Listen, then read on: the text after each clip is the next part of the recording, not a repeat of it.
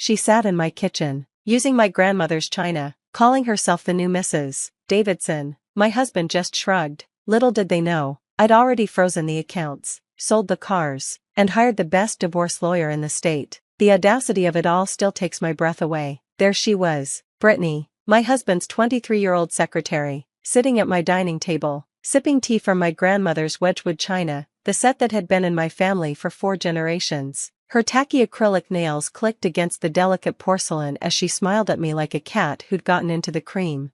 My name is Veronica Davidson, and at 38, I thought I'd seen it all. I'd built a successful career as a corporate attorney, raised 2 beautiful children, and supported my husband Nathan through his journey from struggling entrepreneur to CEO of a tech startup. What I hadn't seen coming was walking into my own home after a business trip to find another woman wearing my robe.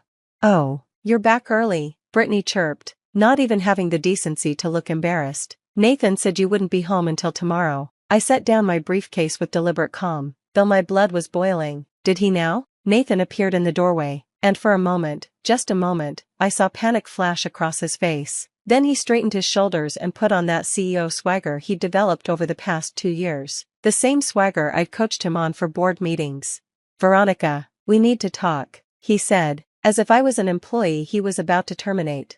"Clearly," I replied, watching Brittany help herself to more tea, "though perhaps your guest should leave first." Actually, Brittany stood, smoothing down my silk robe, my favorite, the one Nathan had given me for our 15th anniversary. "I live here now. Nathan and I are together, and you're the one who needs to leave." The laugh that escaped me was sharp enough to cut glass. "I beg your pardon?" Nathan stepped forward, trying to take control of the situation like this was a hostile takeover. "Look, Veronica, let's be adults about this. The marriage has been over for months. You're always working, never home. Brittany understands me in a way you never did." "Understands you?" I repeated. "She's known you for what, 6 months? 8 months, actually," Brittany corrected, examining her nails. "And they've been the best 8 months of both our lives, haven't they, baby?" "Baby." She called my husband of 18 years baby while sitting in my kitchen, using my grandmother's china.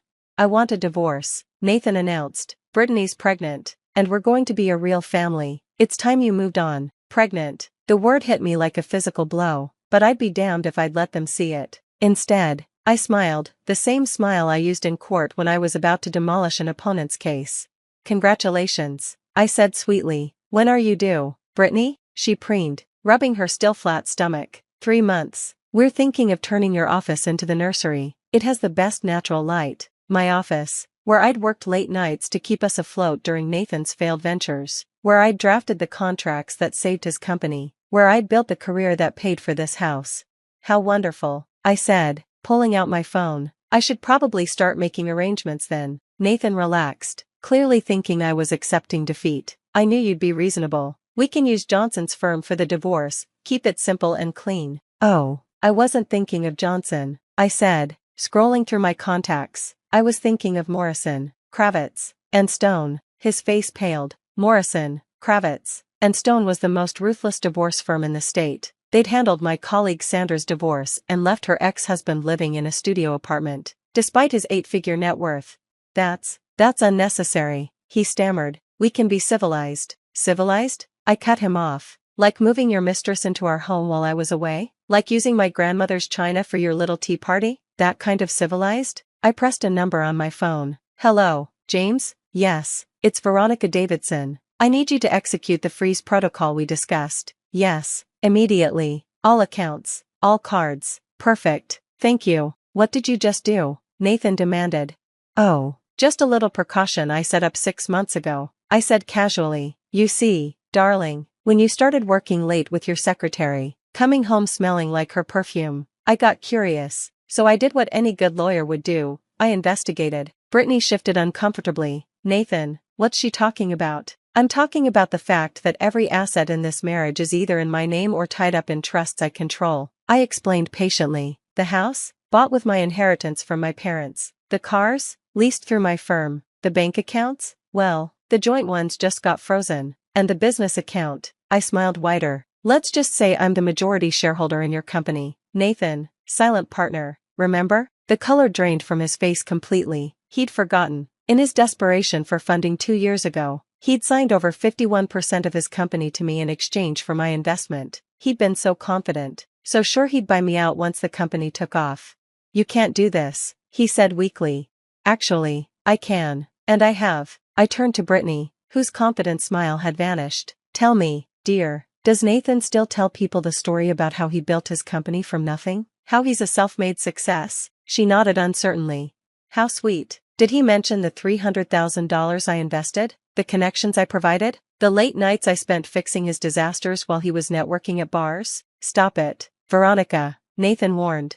Oh, I'm just getting started. I pulled out a folder from my briefcase. I'd been carrying it for weeks, waiting for this moment. Brittany, you should probably see these. Credit card statements showing charges at hotels during times Nathan told you he was in meetings. Dating app profiles that were active as recently as last week. Oh, and this one's my favorite, the engagement ring receipt from 2 months ago. We've been engaged for 3 months, Brittany whispered, staring at the receipt.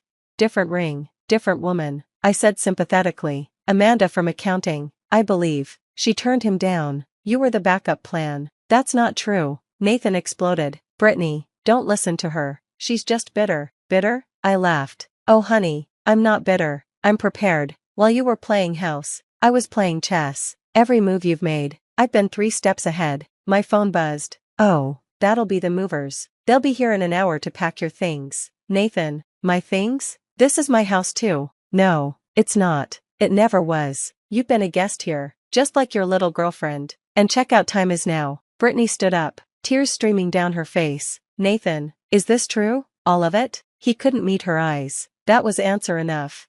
You told me she was cold, that she never loved you, Brittany said, her voice shaking. You said you were separated, that the divorce was just a formality. We were emotionally separated. Nathan tried weakly. We had sex last week, I said bluntly. Is that what you call emotionally separated? Brittany made a sound like a wounded animal. I'm such an idiot. My mom warned me about dating my boss, but you seemed so sincere, so successful. His success is an illusion, I said, almost feeling sorry for her. Almost. Every achievement, every milestone, built on my foundation. Without me, he's just a mediocre salesman with delusions of grandeur. Enough. Nathan slammed his fist on the table, making the china rattle. You've made your point. What do you want? What do I want? I pretended to consider. I want you to understand what you've thrown away. I want you to know that your company will be dissolved by the end of the month. I'm already in talks with our biggest competitor for a buyout. I want you to realize that your corporate cards are cancelled, your expense account is frozen, and your company car is being repossessed as we speak. As if on cue, we heard a truck pull up outside. Through the window, I could see a tow truck backing up to Nathan's prized Tesla.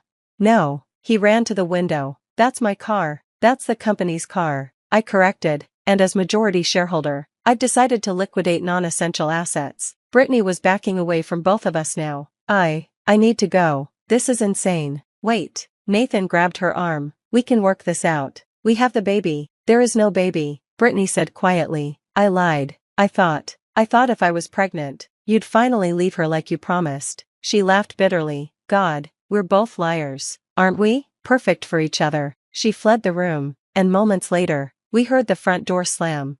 Nathan sank into a chair, my chair, at the head of the table. Even now, he was trying to claim dominance in my space. You've ruined everything, he said dully. No, Nathan, you ruined everything the moment you decided I wasn't enough. I started collecting my grandmother's china, carefully placing each piece back in the cabinet. I gave you 18 years. I gave you children, a home, a career, respectability, and you threw it all away for a girl barely out of college. It wasn't just about her, he protested. You're always working, always focused on your career. When's the last time we just talked? When's the last time you looked at me like I was more than just another item on your to-do list? When's the last time you gave me a reason to? I shot back. You want to talk about being ignored? How about all those times you dismissed my advice about your business? How about when you told investors that your success was all your own doing? How about every time you introduced me as just a lawyer instead of the woman who saved your ass countless times? The movers arrived then, efficient and discreet. I'd hired the best, the ones who handled celebrity divorces and knew how to work quickly and quietly. Your personal belongings will be in storage, I informed Nathan as they began loading boxes. You can arrange pickup once you have a new address. Your clothes, your gadgets, your awards, you can have them all, but everything else stays. Where am I supposed to go? He looked genuinely lost now, the CEO swagger completely gone. That's not my problem anymore. I handed him a business card. This is my lawyer. All future communication goes through her. Oh, and Nathan? You'll want to update your resume. The board meeting to discuss your termination is Monday morning. You can't fire me from my own company. It's not your company. It never really was. I picked up my briefcase, ready to leave him to watch his life get packed into boxes. You know what the saddest part is? I actually loved you, even when I knew about the affairs, even when I was protecting myself legally. Part of me hoped you'd wake up and remember what we had. He looked up at me then, and for a moment, I saw the man I'd married, the dreamer with big ideas and bigger ambitions, the man who'd promised we'd build an empire together. Ronnie, he said softly, using the nickname he hadn't called me in years. Can't we work this out? For the kids? The kids who you haven't asked about once during this entire conversation? I shook my head. They're with my mother. By the way, I told them Daddy had to go on a business trip. I'll let you explain why that trip is permanent. You're really going to do this? Destroy me completely? I'm not destroying you, Nathan. I'm just removing my support. If you can't stand without me, that's on you. I paused at the doorway. Oh, one more thing. Brittany's not the only one who's been lying. Remember that conference in Chicago last month? I wasn't at a conference. I was meeting with the partners at Morrison, Kravitz, and Stone. We've been building a case that will make divorce history. Adultery, financial misconduct, breach of fiduciary duty. It's all there. I'll fight you, he said, but there was no conviction in his voice. With what resources? Your personal account has maybe $5,000. Your credit cards are maxed out from your little shopping sprees for Brittany. Your lawyer friends won't touch this case once they see what we have. I smiled one last time. Face it, Nathan, you played yourself. And you lost. I left him sitting there among the boxes and movers, still clutching the table like it could save him from drowning. The house would be empty within hours, just walls and furniture, a shell of the life we'd built together. My phone rang as I got in my car. It was Sarah from Morrison, Kravitz, and Stone. Veronica? I just got word that Nathan's trying to transfer company funds to a personal account in the Caymans. Good thing we froze everything yesterday. He always was predictable, I said, pulling out of the driveway of what would soon be only my house. File the emergency injunction. And Sarah? Make sure Brittany Hamilton gets a copy of everything. She might want to sue him too. You're being generous to the mistress? She's 23 and naive. He's 41 and calculating. She was a victim too, in her way. I took one last look at the house in my rearview mirror. Besides, the more people coming after him, the less he'll have to fight me with. The divorce took 6 months. Nathan tried every trick in the book, but I'd anticipated them all. He hired 3 different law firms, each dropping him when they realized the hopelessness of his case. He tried to hide assets, but I'd been tracking every penny for years. He even tried to claim I'd been abusive, but 18 years of documentation proved otherwise. In the end, he got exactly what he'd brought into the marriage, nothing. The house remained mine. The company was dissolved and sold, the proceeds going to pay off the investors I'd brought in. His reputation in the tech world was ruined when word got out about how he'd tried to steal from his own company. Brittany testified in my favor, providing emails and texts that proved Nathan had been planning to divorce me and hide assets. She'd kept everything. Smart girl. She even produced recordings of him bragging about how he'd take me for everything. The irony was delicious. The kids took it hard at first, but therapy helped. They're in college now, both studying law. They say they want to be like me, prepared for anything. I take that as a compliment. Nathan, last I heard, was working as a sales manager at an electronics store. He'd tried to start another company, but no one would invest. His reputation preceded him. He lived in a 1-bedroom apartment on the outskirts of town, driving a 10-year-old Honda. Sometimes I'd see him at the grocery store, looking older, defeated. He'd try to talk to me, but I'd just smile and keep walking. Brittany went back to school, got her MBA, and started her own consulting firm. We actually had coffee once. About a year after everything went down, she thanked me for the wake-up call and apologized for her part in it all. I told her we all make mistakes in our 20s. The important thing is learning from them. As for me, I made partner at my firm, bought a beach house, and started dating a wonderful man who appreciates what he has. Someone who sees me as a partner, not a stepping stone. Someone who knows that success shared is success doubled.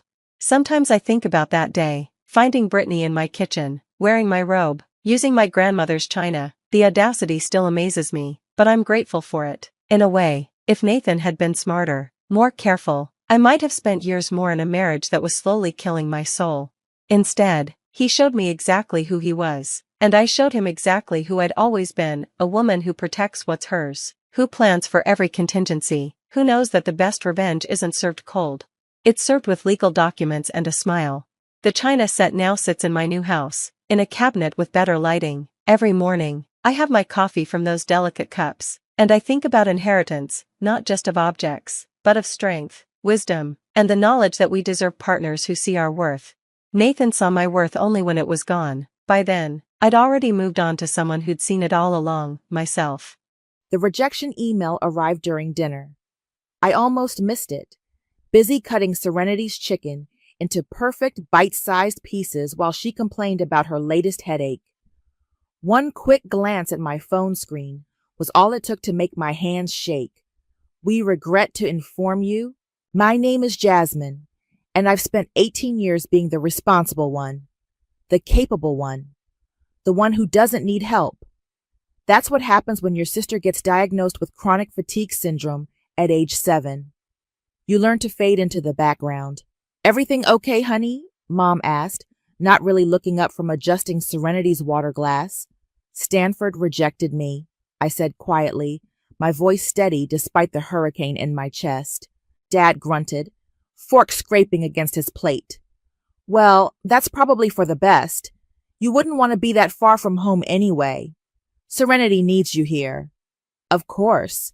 It always comes back to Serenity. I can help you with community college applications. Serenity perked up, suddenly energetic despite her supposed migraine. We could be study buddies. Wouldn't that be amazing? I forced a smile, the kind I perfected over years of family photos where I stood slightly out of frame. Yeah, amazing. You've always been so practical, Jasmine, Mom added, reaching across to pat Serenity's hand. Your sister needs someone level-headed nearby. Besides, those elite universities are more stress than they're worth. The conversation shifted back to Serenity's upcoming doctor's appointment, and I excused myself to clear the dishes. In the kitchen, I gripped the counter until my knuckles turned white. Something wasn't right. I'd maintained a 4.2 GPA while basically running our household. Perfect SAT scores, glowing recommendations. Stanford had been my dream since freshman year, and I'd done everything to make it happen.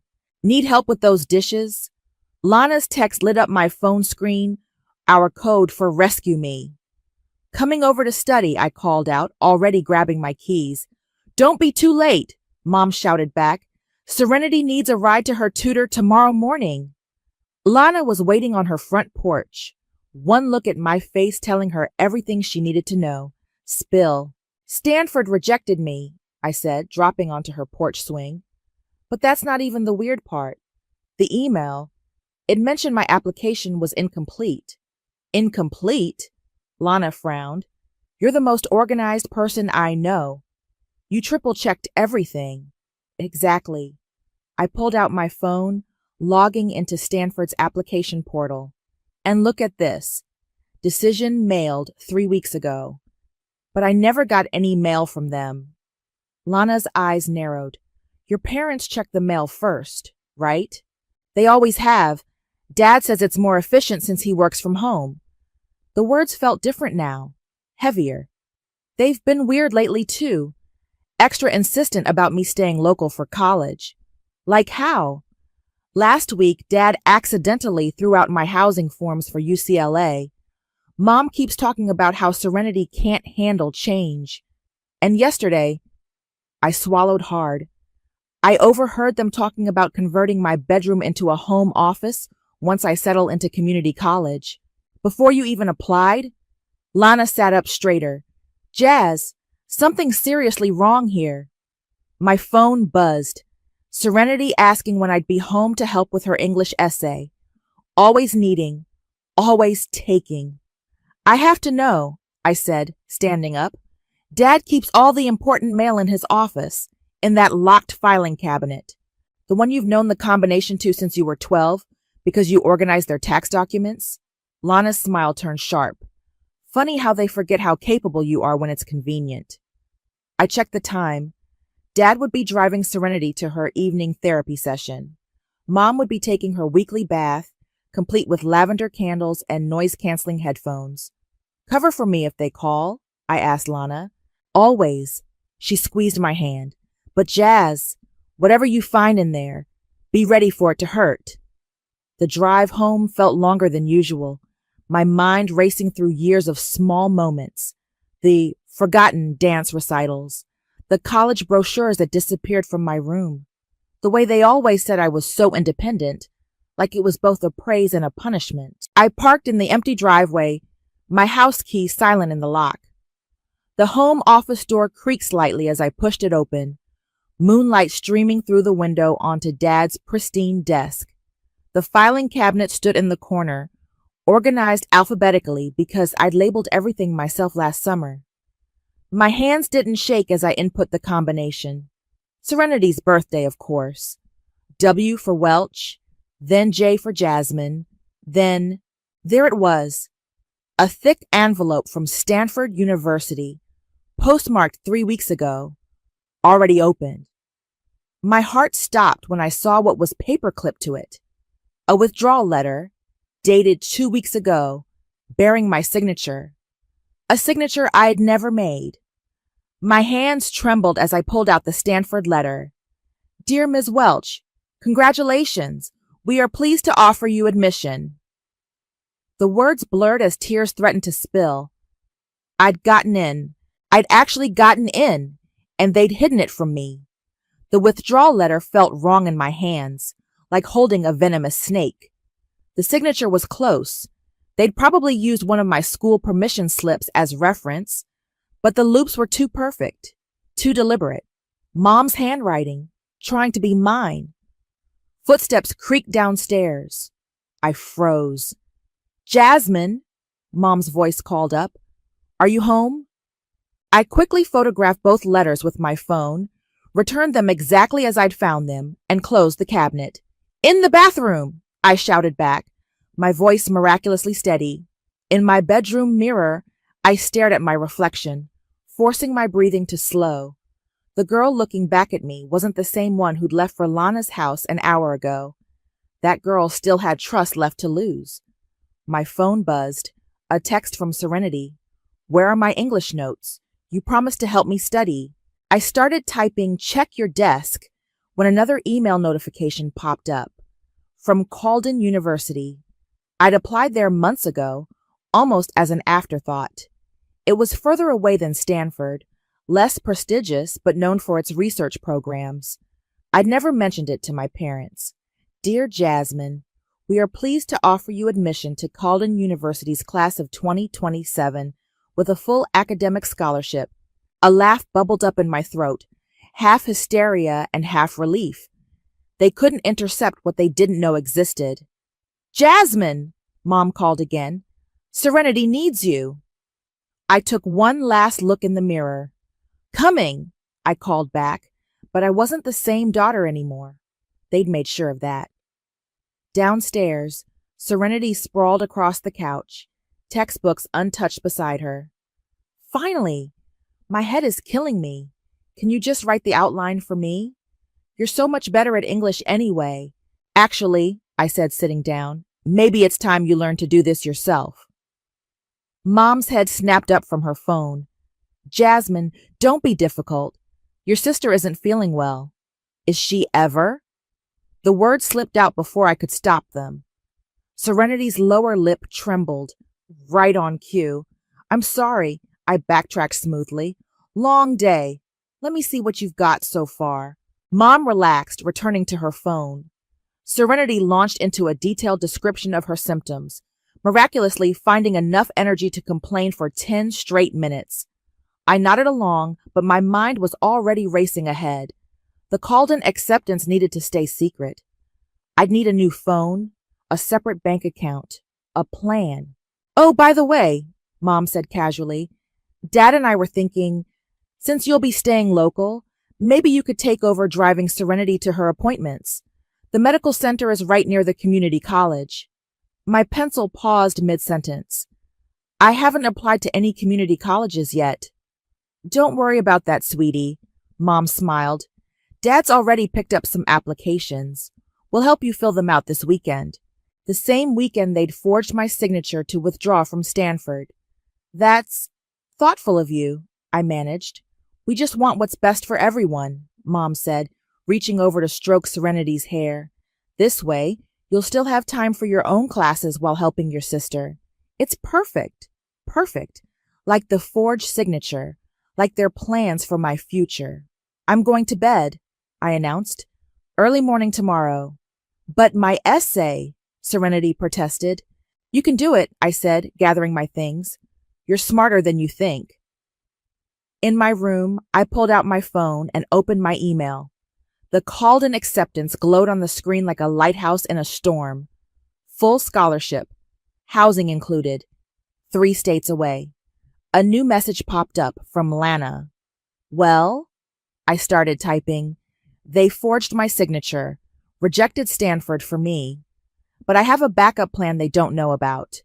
Can you come over tomorrow night? I need your help. Her response was immediate. Those bastards, I'm in. Whatever you need.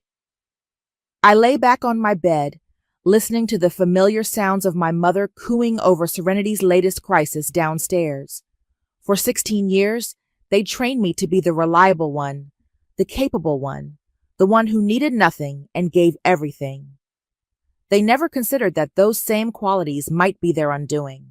My phone lit up with one final message from Calden University. Please confirm your acceptance by clicking here. I smiled in the darkness and clicked accept. Game on. You're being weird, Serenity announced 3 days later, sprawled across my bed while I folded laundry. Like, extra quiet weird. Just tired, I said, carefully arranging my socks into pairs. Each match set went into a box labeled donation instead of my drawer. Small steps. Mom says you've been avoiding family dinner. I've been studying. Not a lie. I'd been studying bus schedules, housing forms, and how to open a secret bank account. Serenity rolled onto her stomach, watching me with that calculating look she'd perfected over years of getting her way. Remember when we were little, and you used to let me sleep in your bed during thunderstorms? Remember when you told everyone at school I didn't have the personality for elite universities? I kept my voice light, casual. She flinched. That was months ago. I was just repeating what Mom said. My hand stilled on a sweater. What exactly did Mom say? Nothing important. Serenity suddenly found her phone fascinating. Just, that you're better suited for practical things, taking care of people, like me. The sweater crumpled in my grip. Right. Anyway, she continued brightly, want to drive me to my campus tour tomorrow? Mom said you'd love to. Of course she did. Sure. Serenity beamed. You're the best. Maybe afterward we can look at those community college applications Dad got you. I forced a smile. Maybe. Later that night, Lana sat cross-legged on my floor, helping me sort through years of belongings. Keep, donate, trash, she whispered, pointing to different piles. Most of it can go, I said. Calden has furnished dorms. A smart girl. She held up a framed family photo. Trash? Keep evidence. Lana nodded approvingly. How's the secret bank account? Set up last week. I've been depositing my tutoring money slowly. Small amounts won't trigger any notifications on Dad's banking app. And the new phone? I pulled out a basic prepaid model from under my mattress. Activated yesterday. I'll switch everything over the night before. You've thought of everything. Lana paused, holding up my debate team trophy. What about... A knock at my door sent us scrambling. I kicked the boxes under my bed as Mom walked in. Girls, I brought cookies. She set down a plate, eyeing the scattered items. Spring cleaning? Just organizing, I said. You know me. Practical. Mom smiled that soft, patronizing smile I'd grown to hate. That's my responsible girl. Oh, and don't forget, Serenity's campus tour tomorrow, 9 a.m. sharp. I remember. After she left, Alana grabbed my arm. 9 a.m.? But that's when we were going to...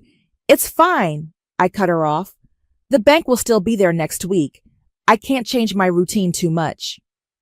The next morning, I drove Serenity to the local community college, listening to her chatter about dorm colors and meal plans. The irony wasn't lost on me. And then maybe you could help me with my assignments, she was saying, since you'll be right here too. Mom says, what if I wasn't? The words slipped out before I could stop them. Serenity's face did something complicated. Wasn't what? Here, right here. What if I went somewhere else? Don't be silly, she laughed, but it sounded forced. You weren't staying here forever, Jazz. Mom and Dad couldn't let that happen. The car swerved slightly as her words hit me. What do you mean, couldn't let that happen? Nothing. I just meant, they need you here. I need you here. She twisted her hands in her lap. Can we stop for coffee? My head hurts. I pulled into the nearest Starbucks, mind racing. Serenity knew. She'd known about Stanford, about their plans, about all of it. The usual, I asked, already knowing her elaborate order by heart. You're the best, she smiled, all traces of discomfort gone. This is why you're so perfect for taking care of people, Jazz. You always know exactly what everyone needs. I ordered her drink and a black coffee for myself, watching her photograph the cup for her Instagram. My phone buzzed, the other one hidden in my jacket pocket. A message from Calden University. Housing assignment confirmed. Ready for the tour? I asked, holding the door for my sister. Ready. She bounced ahead, already talking about which club she might join. I followed more slowly, thinking about that slip. Couldn't let that happen. They'd planned this. All of them. My entire family had conspired to clip my wings before I could fly. But they'd forgotten something crucial. They'd raised me to be independent, capable, and resourceful. They'd raised me to survive without them. And in exactly 23 days, they'd learn exactly what that meant. Graduation day arrived with the subtlety of a circus. Mom spent the morning fussing over Serenity's outfit. You need to look perfect in the family photos, sweetie, while I did my own hair in the bathroom mirror. Don't forget to smile, Mom called through the door. Your father's getting a community board position next week, and appearances matter. Of course they did. That's why she'd picked out my dress. Sensible navy blue, nothing that would draw attention. Perfect for the daughter they wanted everyone to see. My phone buzzed. The real one, hidden in my purse. A message from Calden. Final housing paperwork received. Welcome home. 13 days to go. At the ceremony, I sat between a girl named Hannah and some kid who'd slept through most of senior year. Principal Roberts droned on about futures and possibilities, and I caught my parents beaming at Serenity, already planning her own graduation next year. Jasmine, Principal Roberts called. I walked across the stage, accepted my diploma, and heard the polite applause. From somewhere in the crowd, Lana whooped loudly. At least someone was celebrating. That's my practical girl, Dad said afterward, clapping my shoulder. Now, about that board position, I mentioned how you'll be helping manage Serenity's college transition while taking local classes. They were very impressed with our family values. Were they? I smiled, thinking about the empty bedroom they'd find in less than 2 weeks. Speaking of which, Mom cut in, we should discuss your fall schedule. I've already mapped out Serenity's appointments. Actually, I interrupted, I need to meet Lana. We're celebrating. But the family photos, already got them. I held up my phone, showing the pictures we'd taken before the ceremony. I'm 18 now, Mom. I can manage my own graduation day. I walked away before she could protest, finding Lana by her beat-up Volkswagen. She hugged me tight, then pulled back with a wicked grin. Ready for your graduation present? She handed me an envelope. Inside was a bus ticket. For exactly 13 days from now, leaving at 6 a.m. One way to freedom, she whispered. I'll drive you to the station. My eyes burned. Lana, don't you dare cry. You'll mess up your makeup, and then they'll know something's up. She squeezed my hand. Come on, let's get ice cream, one last time. At our favorite shop, sitting with our feet dangling off the tailgate of Lana's car, I watched families pass by. Happy graduates taking photos, parents hugging their kids, genuine pride shining on their faces. Your dad called my mom, Lana said suddenly, asked if she knew of any apartment rentals near the community college. I nearly choked on my ice cream. He what? They're really going all in on this plan of theirs. She licked her spoon thoughtfully. Oh, and get this. They're already advertising your room for rent. My cousin saw the listing. The ice cream turned to ash in my mouth. They're renting out my room? I haven't even applied to their precious community college yet. Because they think they've got you trapped. Lana's voice hardened. Which is exactly why you need to get out. My phone, the family one, buzzed. Serenity, where are you? Mom's freaking out. We're supposed to have graduation dinner. Speaking of trapped, I muttered, showing Lana the text. 13 more days. She reminded me. You can do anything for 13 days. Back home, Mom had outdone herself. The dining room sparkled with decorations, all centered around Serenity's favorite foods. My diploma sat propped against a vase, almost an afterthought. There you are, Mom exclaimed. We were about to start without you. Sit, sit. Your father has news. Dad stood raising his glass. As you know, I've been nominated for the community board, and today they made it official. They were particularly impressed by our family stability, how we support each other, how we stay together. To family, Mom beamed, lifting her glass. To family, everyone echoed. I pressed my lips to the glass without drinking. And speaking of support, Dad continued, we've had an interesting opportunity come up. The Andersons are looking for a room to rent for their son while he attends community college. Since Jasmine will be sharing with Serenity anyway, the glass nearly slipped from my hand. Sharing? Well, of course, honey. Mom's smile didn't reach her eyes. Serenity needs you close by. We've already started moving your things. They'd been in my room. My heart stopped. I already picked which side of the room I want, Serenity chirped. The left side has better lighting for my morning yoga. I forced myself to breathe. The important things were at Lana's. The bus ticket was safe. 13 days. That's thoughtful of you, I managed. We're so proud of how mature you're being, Mom said. This is exactly why we know you'll do wonderfully at community college. I smiled and nodded, already counting the hours until they'd learn just how mature I could be. 8 days until freedom, and Serenity was having a meltdown. You promised to help with my summer reading, she wailed, sprawled across our bedroom floor. I can't understand Shakespeare alone. You managed to understand those college application instructions just fine, I said, continuing to fold the clothes I'd forgotten to put away. Each piece would go to Lana's tonight, joining the growing pile of my escape supplies. That's different. This is hard. She threw her copy of Macbeth across the room. You're being mean lately. Mom says you're probably just stressed about community college. I picked up the book. Maybe you should try actually reading it instead of waiting for me to explain everything. But I won't always be here to help, Serenity. She sat up, eyes narrowing. Yes, you will. That's the whole point. The air between us crackled with something dangerous. Before I could respond, Mom appeared in the doorway. Girls! I heard raised voices. Her smile was tight. Jasmine, why don't you help your sister? You've always been so good at explaining things. Actually, I said, I have plans with Lana. Again? Mom's smile slipped. You've been out almost every night this week. Serenity needs... I'm 18, I cut in. I'm allowed to see my friends. Of course you are, sweetie. Mom's voice dripped honey.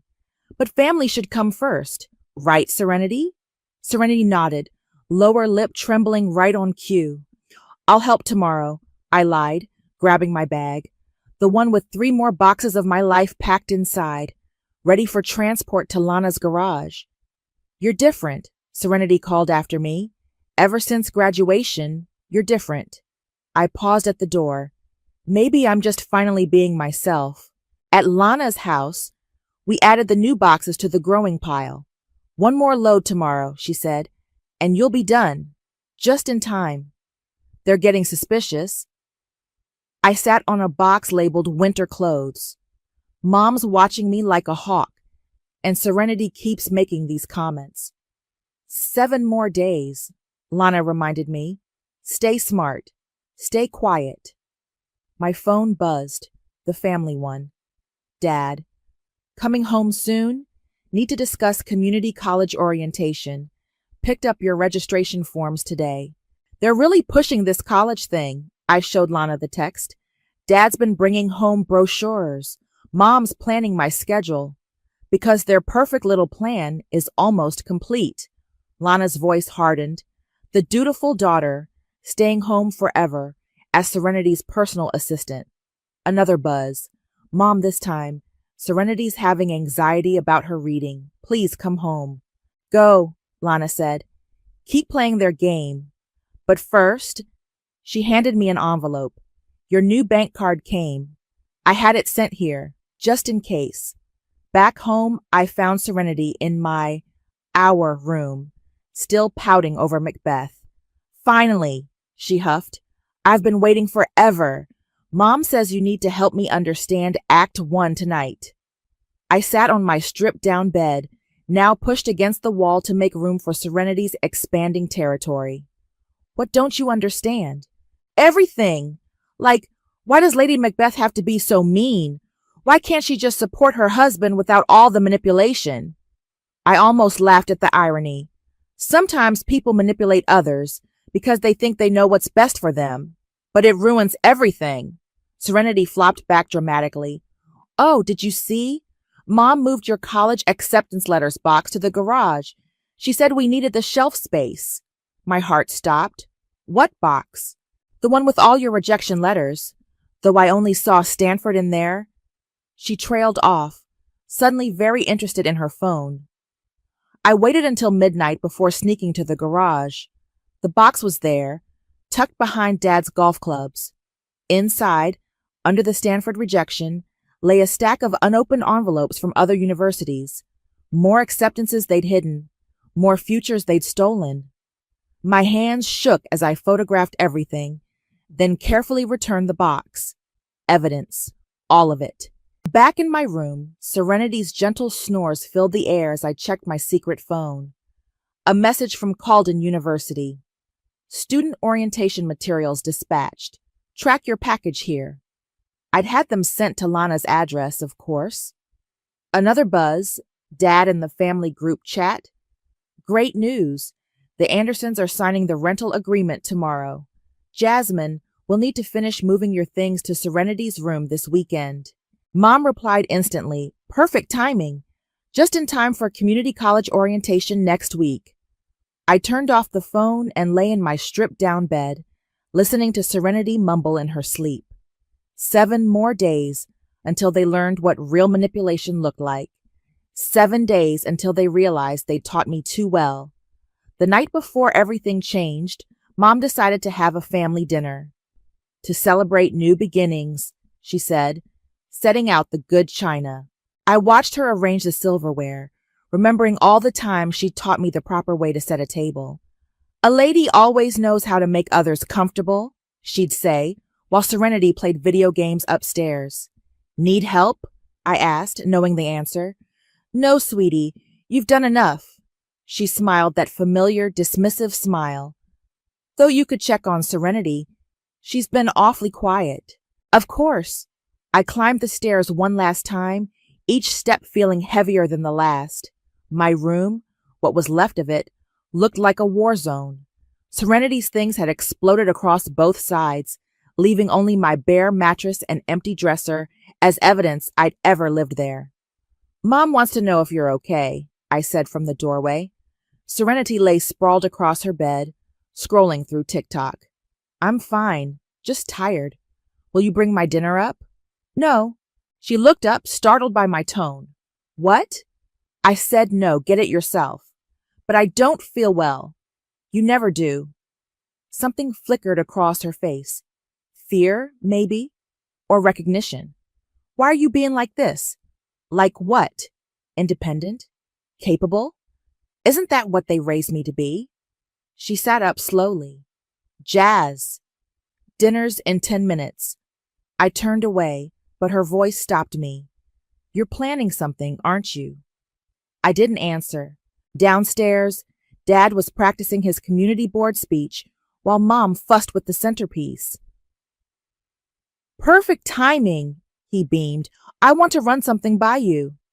Can't wait, I said, helping Mom carry dishes to the table.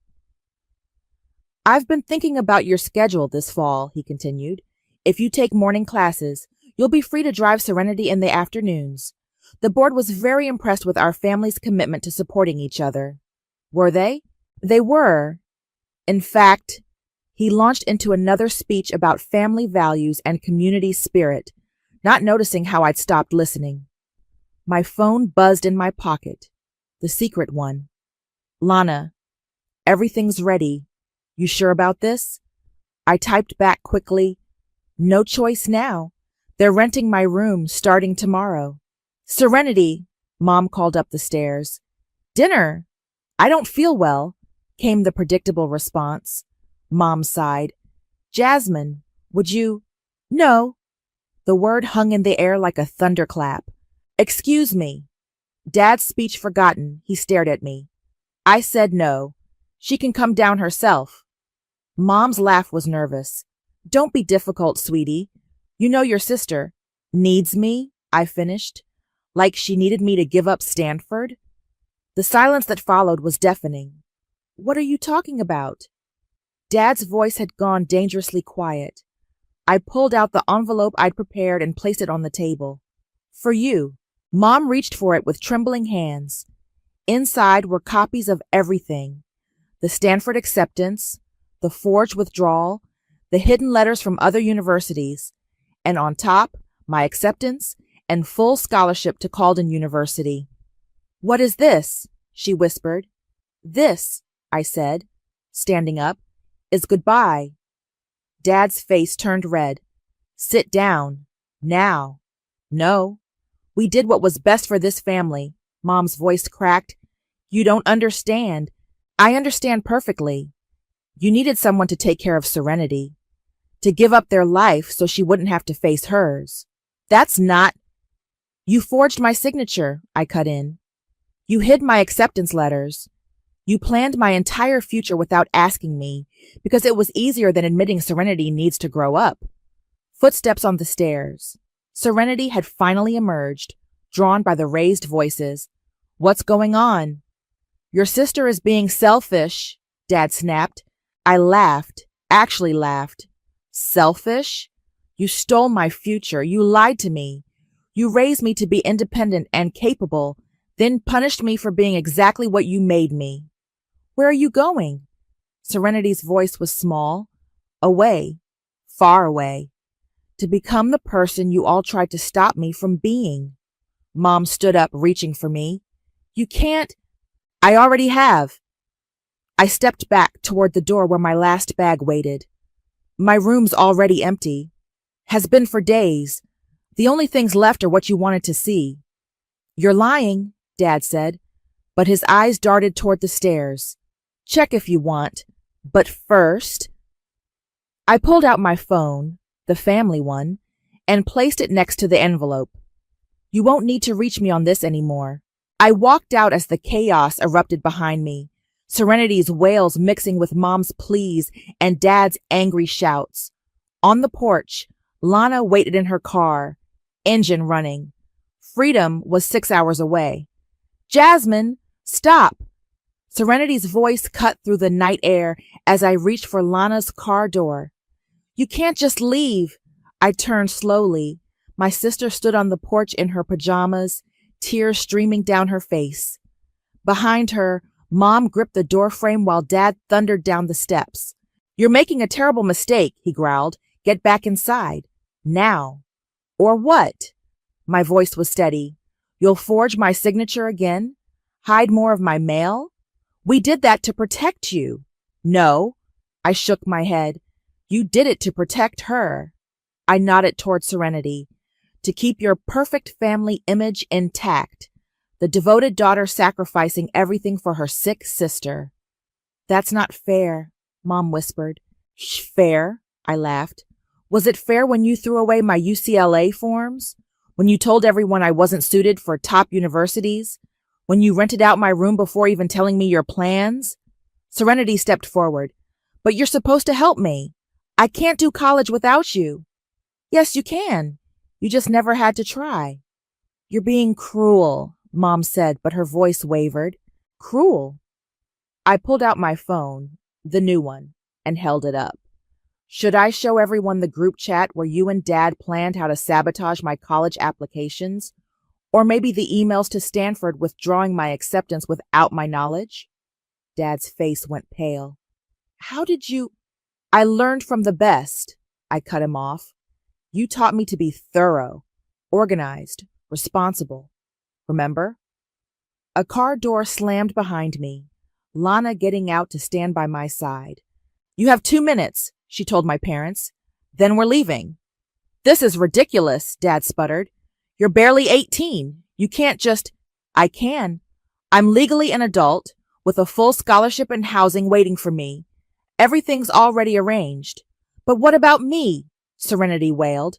What about my appointments, my classes? What about them? You're 16, not 6. Learn to use a bus schedule. Set your own alarm. Write your own essays. I'll call the police, Dad threatened.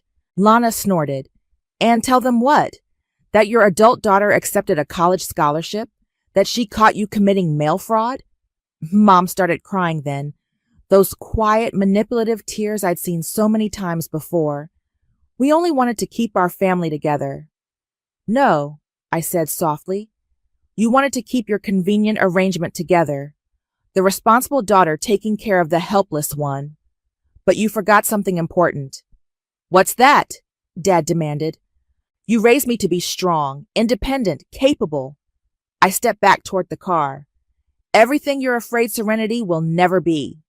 You lied to us, Serenity screamed suddenly.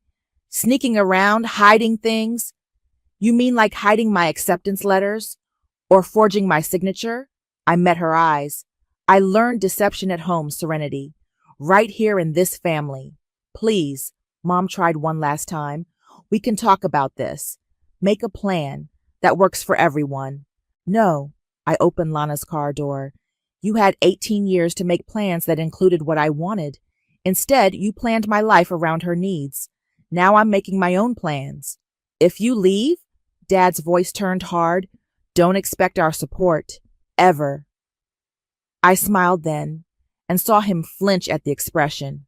I never had it to begin with. Serenity rushed forward suddenly, grabbing my arm. You can't abandon me. I'm your sister.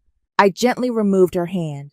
And you've always had everything, but you never learned how to keep it. The look of shock on her face was almost worth 18 years of playing second fiddle. Let's go, I told Lana, sliding into the passenger seat. As we pulled away, I watched in the side mirror as my family became smaller and smaller. Mom collapsed against Dad. Serenity stood frozen on the lawn, and their perfect image of control shattered into pieces. You okay? Lana asked quietly. No, I answered honestly, but I will be. My phone started buzzing. My parents trying the new number already. I turned it off without reading the messages. They'd have plenty of time to realize what they'd lost. The bus station? Lana asked, turning onto the main road. The bus station, I confirmed. And Lana, thank you for everything. She reached over and squeezed my hand. That's what real family does. Behind us, my childhood home disappeared into the darkness. Ahead lay 6 hours on a bus, then a new life 3 states away. A life where I wasn't someone's backup plan or built-in caretaker. A life that was finally completely mine. The autumn breeze carried the sound of laughter across Calden University's quad as I walked to my morning class. My phone buzzed. Lana's daily check-in. How's my favorite escapee? Living my best revenge. Succeeding, I typed back. Another message popped up, this one from Mom. Serenity failed her midterms. She needs you. Please come home. I added it to the folder of screenshots labeled consequences without responding. They'd sent hundreds of messages since I'd left. First angry, then pleading, now desperate. Hey, Jasmine! Caden jogged up beside me, his laptop tucked under his arm. Ready to destroy Professor Martinez's research project? I grinned. My academic rival turned friend had become an unexpected ally in my new life. Born ready. Did you finish the statistical analysis? Hours ago. We're going to blow the other teams away. Inside the research lab, our presentation materials were already set up. This was my element now, not being someone's crutch, but pushing boundaries, challenging minds, building a future. My phone buzzed again. Dad this time. The board position fell through. Your mother's having anxiety attacks. Is this what you wanted? Everything okay? Caden asked, noticing my expression. Just karma doing its job, I said, putting the phone away. After class, I found an email from Serenity. I hate you. Mom and Dad are fighting all the time. Dad lost his position because people found out about the mail fraud. Everything's falling apart, and it's your fault. I started typing, no, it's falling apart because, but deleted it. They needed to learn these lessons without me. My new phone lit up. Lana again. You should know. Serenity's struggling bad. Like, might not graduate bad. Your mom's been calling my mom crying about it. Not my problem anymore, I replied. I know. Just thought you'd want to see your handiwork. Turns out little sister can't function without her backup brain. I was still staring at the message when Caden dropped into the seat across from me in the library. Earth to Jasmine. Project celebration dinner? Sorry, family drama. The ones who forged your signature? His eyes narrowed. Want me to hack their emails? I laughed. No need. They're doing just fine destroying themselves. Good. He pushed a coffee toward me. Because you've got better things to focus on. Like how Professor Martinez wants us to present our research at the national conference. My heart jumped. What? Just got the email. We're going to Washington, baby. First freshman ever selected. I grabbed my phone, started to share the news, then stopped. My achievements weren't family property anymore. Instead, I texted Lana, guess who's presenting at nationals? Her response was immediate. Queen, show them what they lost. Later that night, alone in my dorm room, I opened my laptop to find an email from Mom. I understand now. What we did was wrong. Your father's pride destroyed everything. Serenity's therapist says we enabled her dependency. We're all in family counseling. I don't expect forgiveness, but I want you to know. You were right to leave. For the first time since walking out, tears pricked my eyes. My phone rang. Lana's ringtone. Hey, did you see Mom's email? Yeah. Are you okay? I looked around my room, at my research papers, my conference acceptance letter, the life I'd built from scratch. I'm better than okay. I'm free. They're learning the hard way, Lana said softly. Good. I wiped my eyes. That's the only way they ever would. A knock at my door. Caden with takeout and project notes. Study session? Always, I called back. Lana, I gotta go. Real life awaits. Go get him, girl. I let Caden in, spreading our materials across my desk. Ready to change the world? With you? Definitely. My phone buzzed one last time. Serenity. I get it now. Why you left. I'm sorry I was part of it. I'm learning to do things myself. It's hard, but I think I needed this. I showed Caden the message. Think I should respond? He considered it carefully. Depends. Are you ready to be heard instead of just used? Maybe. I started typing. Learning to stand alone isn't easy, but it's worth it. Trust me, I know. Then I turned off my phone and turned to my work. My real work, not the emotional labor they trained me for. Outside my window, the campus lights twinkled like stars, each one a possibility they'd tried to deny me. They'd wanted to clip my wings to keep their nest intact. Instead, they taught me how to soar. And from up here, the view was perfect. The first time I noticed my engagement ring was missing, I was elbow deep in dishwater after another tense family dinner. My sister Savannah had just announced her whirlwind romance with Frederick, and somehow even that managed to overshadow my recent engagement. I'm Lucy, and I've spent 28 years being the responsible one, the steady one, the one who never quite measured up to my baby sister in our parents' eyes. Lucy, honey, are you sure you didn't leave it on the bathroom counter? My mom called from the living room, her voice carrying that familiar note of dismissal. You know how forgetful you can be. I wasn't forgetful, not about this. I'd specifically remembered placing it on the windowsill, above the sink before washing dishes. Shane had proposed just 3 weeks ago, and I treated that ring like it was made of glass. It was right here, I said, my voice tight. I put it right here. Savannah waltzed into the kitchen, her perfect blonde curls bouncing. Oh, don't worry so much. It'll turn up.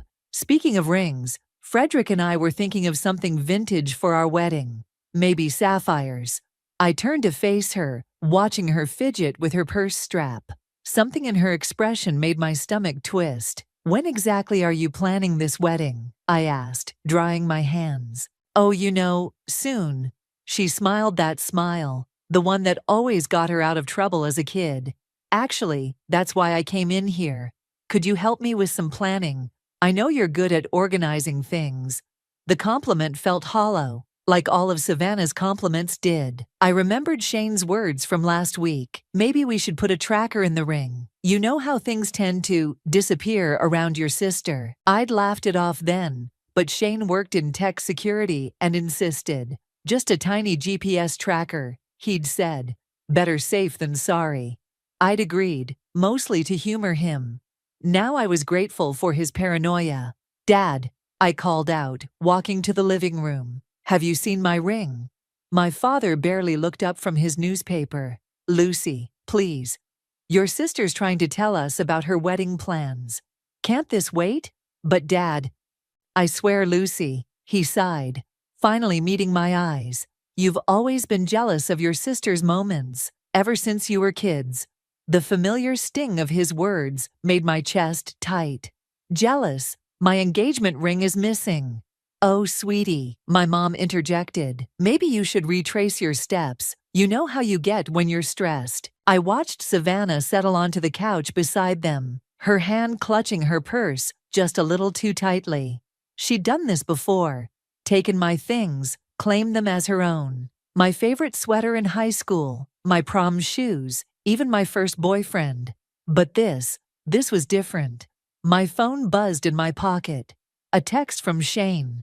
Did you activate the tracker yet? I stepped into the hallway, my hands shaking as I opened the tracking app. A small red dot pulsed on the screen, moving steadily away from our parents' house. Another text from Shane. Everything okay? I typed back, no, but it will be. When I returned to the living room, Savannah was gone. She had to run, Mom explained. Said she had an early meeting tomorrow. I nodded, a calm settling over me that I hadn't felt in years. That's fine. I should go too. But you haven't had dessert, Mom protested. I made your favorite apple pie. Another time, I said, gathering my coat. I need to find my ring. Dad lowered his paper. Lucy, don't start drama. Your sister's getting married. Can't you just be happy for her? I paused at the door, looking back at them. You know what? For once, this isn't about Savannah, and I'm done pretending it is.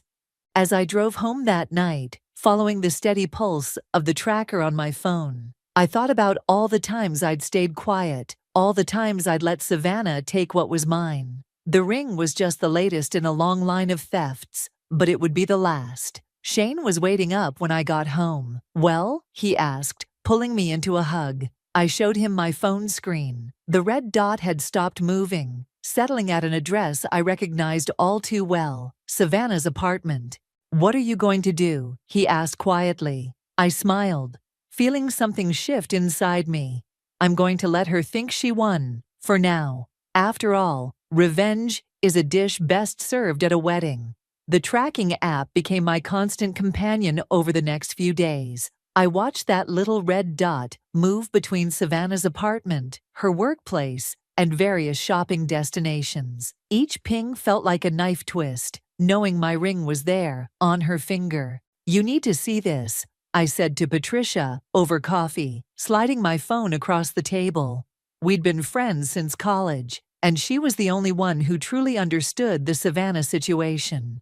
She squinted at the screen.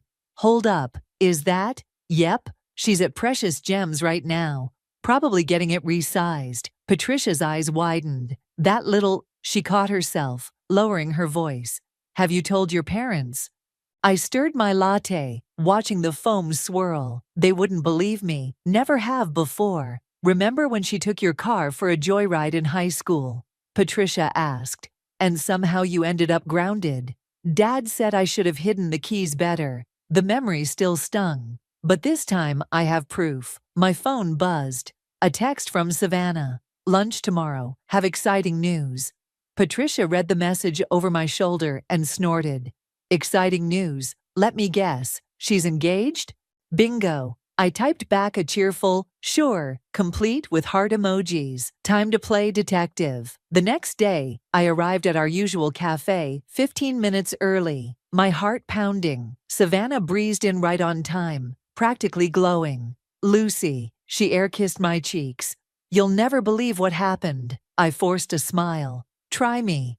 Frederick proposed. She thrust her left hand forward. And there it was, my ring.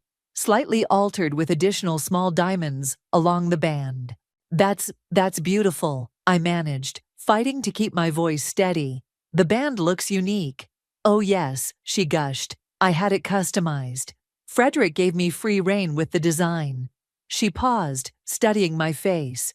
"Where's your ring? I haven't seen you wearing it lately." The audacity nearly took my breath away. "I lost it," I said, watching her carefully. Oh no, her concern seemed genuine. But I'd learned long ago how good an actress my sister could be. "Have you looked everywhere? Maybe it's at Mom and Dad's." My phone vibrated in my pocket.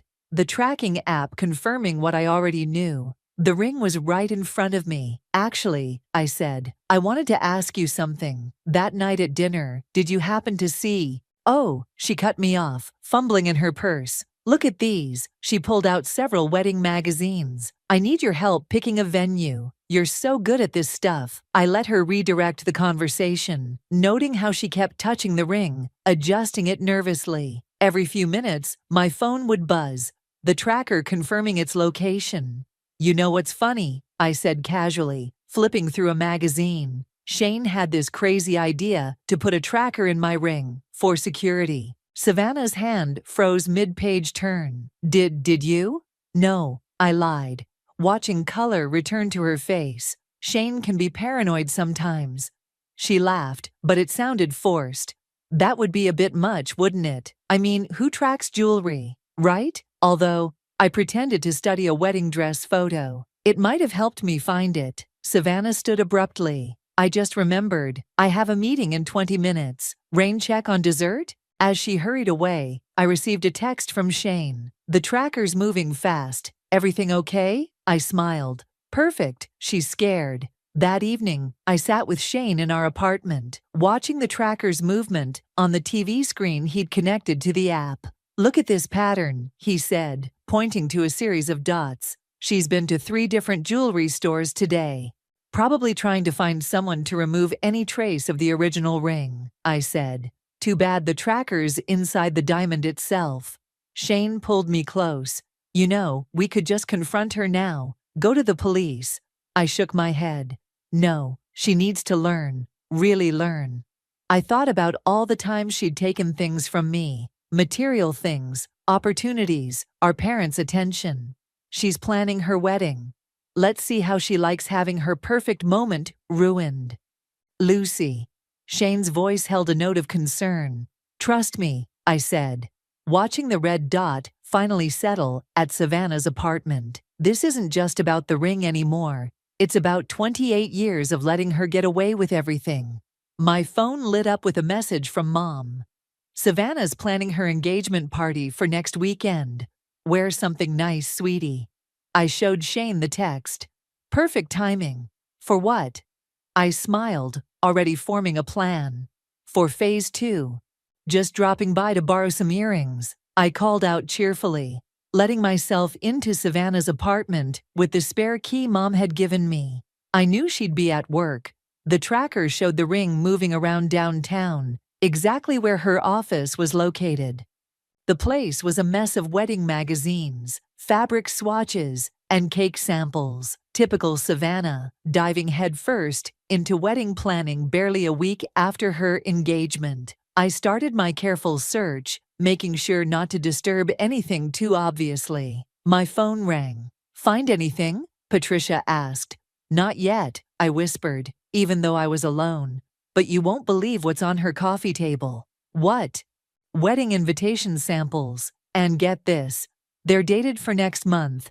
She's planning a surprise wedding, not just an engagement party." "No way," Patricia gasped. "Your parents don't know." "Apparently not."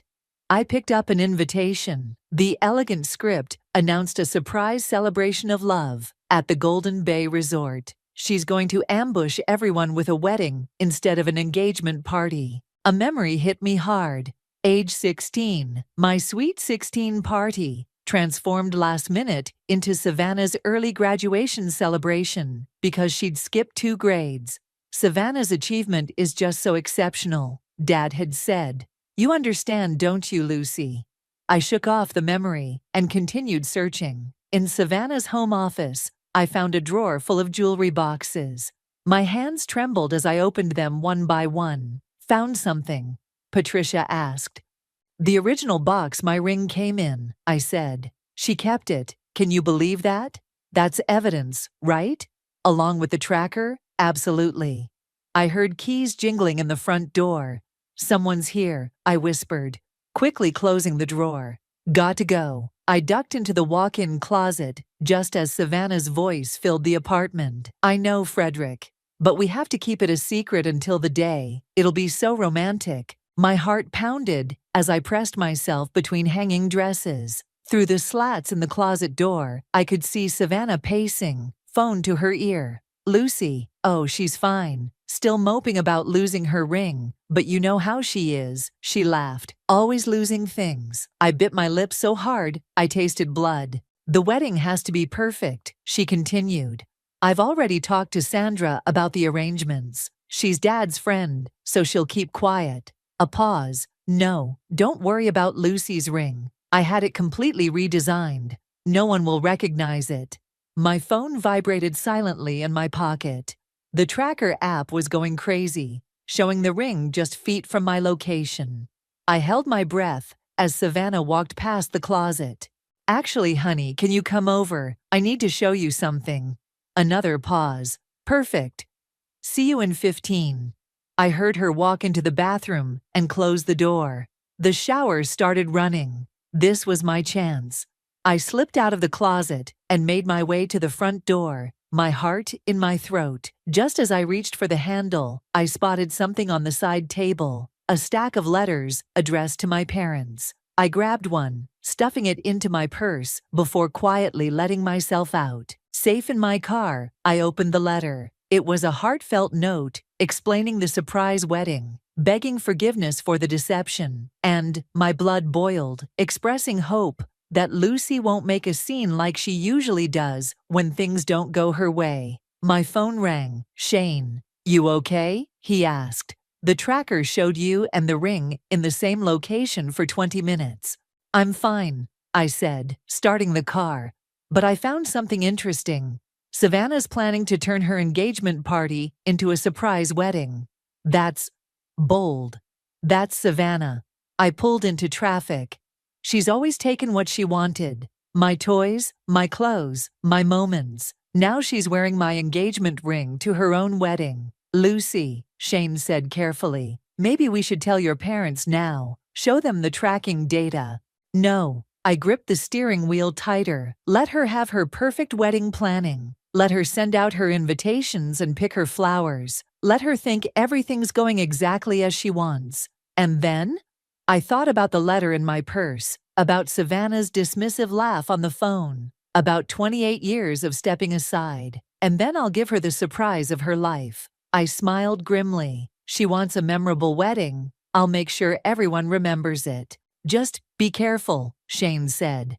Don't do anything you can't take back. But as I drove home, all I could think about was Savannah wearing my ring, planning her perfect day, expecting me to sit quietly and smile like I always had. Not this time. This time would be different. Mom, Dad, I need to talk to you about something important, I said, placing my laptop on their coffee table. The tracking data was pulled up, ready to show them everything. Can it wait, sweetie? Mom fussed with a flower arrangement. We're expecting Sandra, the party planner, any minute.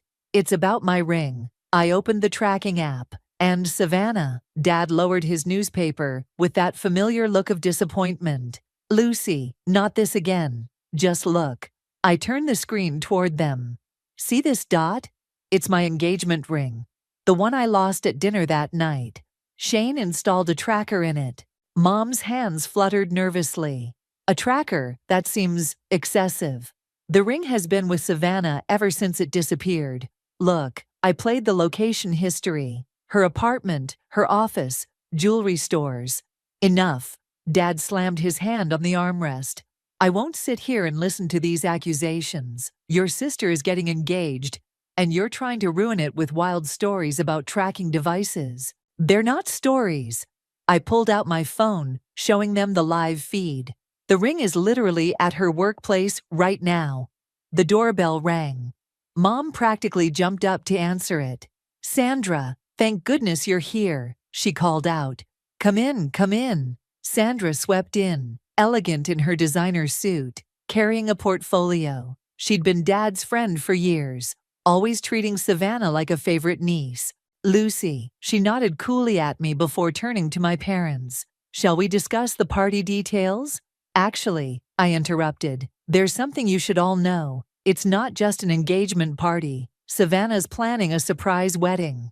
The room went silent. Mom's face paled. How did you? Sandra started, then caught herself. So it's true, Mom whispered. Dad stood up, his face reddening. Sandra, is this correct? Sandra smoothed her skirt, composing herself. Clifford, Rosalind. Savannah wanted it to be a wonderful surprise, a magical moment for everyone. See? I pressed. She's lying to everyone. And she stole my engagement ring to do it. Lucy, Dad's voice thundered. That's enough. Your sister is trying to create a beautiful moment for our family. And you're trying to destroy it with these ridiculous accusations. Ridiculous. I pulled up photos on my phone. Here's my ring from my engagement photos. Here's Savannah's new ring. Look at the unique setting. The tiny chip in the band I always meant to fix. Get out. Dad's voice was quiet, but firm. What? Get out of this house. If you can't be happy for your sister, if you insist on making up these stories, they're not stories. Tears burned in my eyes. Mom, please. Mom wouldn't meet my eyes. Maybe you should go, Lucy. Cool off for a few days. I packed up my laptop with shaking hands. Sandra watched with a satisfied smirk, already pulling out color swatches for the engagement party. Outside, I called Shane. They didn't believe me, I choked out. They threw me out of the house. Come home, he said softly. We'll figure this out. No, I wiped my eyes. I know exactly what I need to do. My phone buzzed with a text from Patricia. Just saw Savannah at the mall. You won't believe what she's doing. I called her back immediately. She's wedding dress shopping, Patricia said, with your ring on her finger, telling everyone how her fiancé let her design it herself. Lucy, she's actually going to do this. Let her, I said, starting my car. Let her plan her perfect surprise wedding. Let her pick her perfect dress. Let her think she's won, like always. What are you going to do? I thought about the tracking data, the photos, the evidence I'd collected. I'm going to wait until she's standing at that altar, in front of everyone she's lied to, wearing my ring. And then I'm going to tell the truth. Your parents will never forgive you. They've never really been in my corner anyway. I pulled onto the highway. At least this time, I'll make sure everyone knows exactly who Savannah really is. Another text came through from Savannah. Hey sis, sorry to hear about the drama with mom and dad. You know how they get. Still coming to my engagement party, right? I need my big sister there. I stared at the message, at her fake sweetness, at her absolute confidence that I would fall in line like always. Of course, I typed back. Wouldn't miss it for the world. Because I wouldn't. I wouldn't miss it for anything. Savannah wanted a memorable wedding day. I'd make sure she got one. 3 days before the engagement party, I ran into Frederick at the local coffee shop. He was staring at his laptop, looking stressed, and didn't notice me until I was right beside him. Lucy, he jumped quickly, closing his laptop. I didn't expect to see you here. Just grabbing my usual. I gestured to the barista for my order. Wedding planning keeping you busy? His face went blank. What?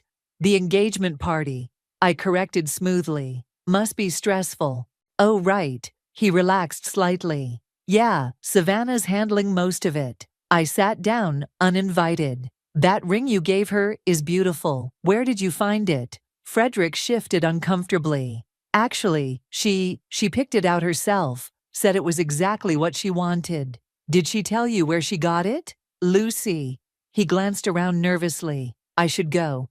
You don't know, do you? I pulled out my phone, showing him my engagement photos. Look familiar?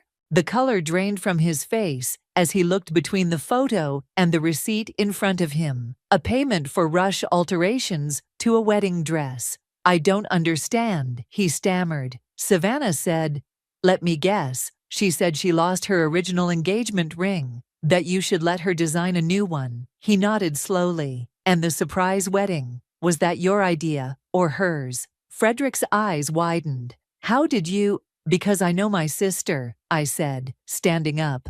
And now you do too. My phone buzzed. A text from Patricia. Sandra's at the venue now. Want me to do a drive-by? No need, I replied, watching Frederick hurriedly pack up his things. I just planted the first seed of doubt. That evening, Mom called. Her voice was quiet, hesitant. Lucy, honey, about the other day. Yes, I held my breath. I found your old jewelry box in the attic. The one from high school? She paused. Remember when your charm bracelet went missing and showed up on Savannah's wrist 2 weeks later? She said she bought it at the mall. I found it in the box, along with other things. Things that went missing over the years. My hands shook. Mom, the wedding invitation, she said suddenly. The surprise wedding. Did you mean that? Check the side table in her apartment next time you're there. She keeps the letters in the drawer. Silence stretched between us. Mom? I need to think, she said finally. Just come to the engagement party, okay? Please? After we hung up, Shane found me crying on our balcony. We could still stop this, he said softly. Tell everyone now, before. No. I wiped my eyes. She needs to face everyone all at once. No more hiding, no more lies. My phone lit up with a message from Frederick. Can we meet? There's something you should know. We met at a quiet bar across town. Frederick looked like he hadn't slept. I talked to the jeweler, he said, sliding a paper across the table. About the alterations Savannah requested for the ring. He remembered it because he swallowed hard. Because she asked him to remove any trace of the original purchase. I looked at the jeweler's statement. There it was, in black and white. The attempt to erase my ring's history. There's more, Frederick said. The wedding. I never agreed to a surprise wedding. She told everyone I wanted it that way, but I didn't even know until yesterday. What are you going to do? He stared into his untouched beer. What can I do? Everything's paid for. Everyone's coming. My family's flying in. You could tell the truth. Like you're planning to? His eyes met mine. I saw the tracking data on your phone. I know what you're going to do. I leaned back. Are you going to warn her? No. He stood up, dropping some cash on the table. But Lucy, make it quick. Make it clean. Don't drag it out. As he walked away, my phone buzzed with a message from Savannah. Final dress fitting tomorrow. Wish you could be there, sis. Can't wait for you to see everything come together. I looked at the tracking app, watching the red dot that represented my ring, moving through the city. 2 more days. 2 more days until Savannah's perfect wedding. 2 more days until the truth came out. Shane was right. I could stop this now. Tell everyone. Prevent the spectacle. Avoid the drama. But then I remembered the jewelry box in the attic. Years of stolen moments, of lies, of playing the perfect daughter while I was pushed aside. No, Savannah wanted a wedding everyone would remember. And that's exactly what she was going to get. The Golden Bay Resort buzzed with activity as guests arrived for what they thought was an engagement party. I sat in my car, watching the tracker app show my ring moving around the bridal suite upstairs. You don't have to do this, Shane said from the passenger seat. Actually, I do. I checked my phone. Dozens of messages from Savannah about running late, about saving her a seat, about being the best big sister ever. Patricia knocked on my window. Security's checking invitations at the door. I grabbed an extra program. You need to see this. I unfolded the elegant paper she handed me. There it was, printed in gold letters. The wedding of Savannah and Frederick. Look at the time, Patricia pointed. She's starting in 30 minutes. My phone rang. Mom. Lucy, where are you? Her voice was tense. I found the letters and the wedding program. Please tell me you're coming. I'm outside. Good, because I need. She lowered her voice. I need you to help me stop this. I gripped the steering wheel. Stop it? Now you want to stop it? I was wrong, she whispered. About so many things. But we can't let her do this. Your father, he's going to be devastated. No, Mom. I watched more guests file in, dressed for a casual party, about to be surprised with a wedding. Savannah needs to face what she's done, all of it. I hung up and turned to Shane. Ready? He squeezed my hand. Whatever happens in there, I'm with you. Inside, the resort's ballroom had been transformed into a wedding venue. White chairs, flower arches, and confused guests milling around in cocktail attire. Lucy, Sandra intercepted me at the door. You're not supposed to be here. Really? I smiled sweetly. My invitation says otherwise. After your behavior. Let her in. Frederick appeared beside us, looking pale. She has every right to be here. Sandra's eyes narrowed, but she stepped aside. I found my seat in the front row, next to my parents. Dad was already red-faced, clutching a wedding program. Did you know about this? He demanded. Yes. And you didn't tell us? Would you have believed me? Before he could answer, music started playing. Sandra hurried around, instructing shocked guests to take their seats. Ladies and gentlemen, she announced, Savannah and Frederick have a wonderful surprise for you all today. Gasps and murmurs filled the room as she revealed the true nature of the gathering. I watched Mom sink into her chair, Dad's hands trembling, as he realized his youngest daughter had planned this deception. The music changed, the doors opened, and there was Savannah, radiant in white, my ring gleaming on her finger. Stop, Mom stood up suddenly. Savannah, stop right there. Savannah froze, halfway down the aisle. Mom? The ring, Mom said clearly. Tell everyone about the ring. The room went silent. Frederick stepped forward from his place at the altar. Savannah, his voice carried in the quiet room. Tell them. Savannah's perfect composure cracked.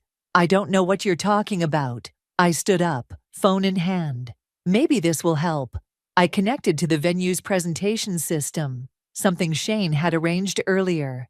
The tracking data appeared on the large screen behind the altar, showing months of movement. That dot, I said loudly, is my engagement ring. The one I lost at dinner.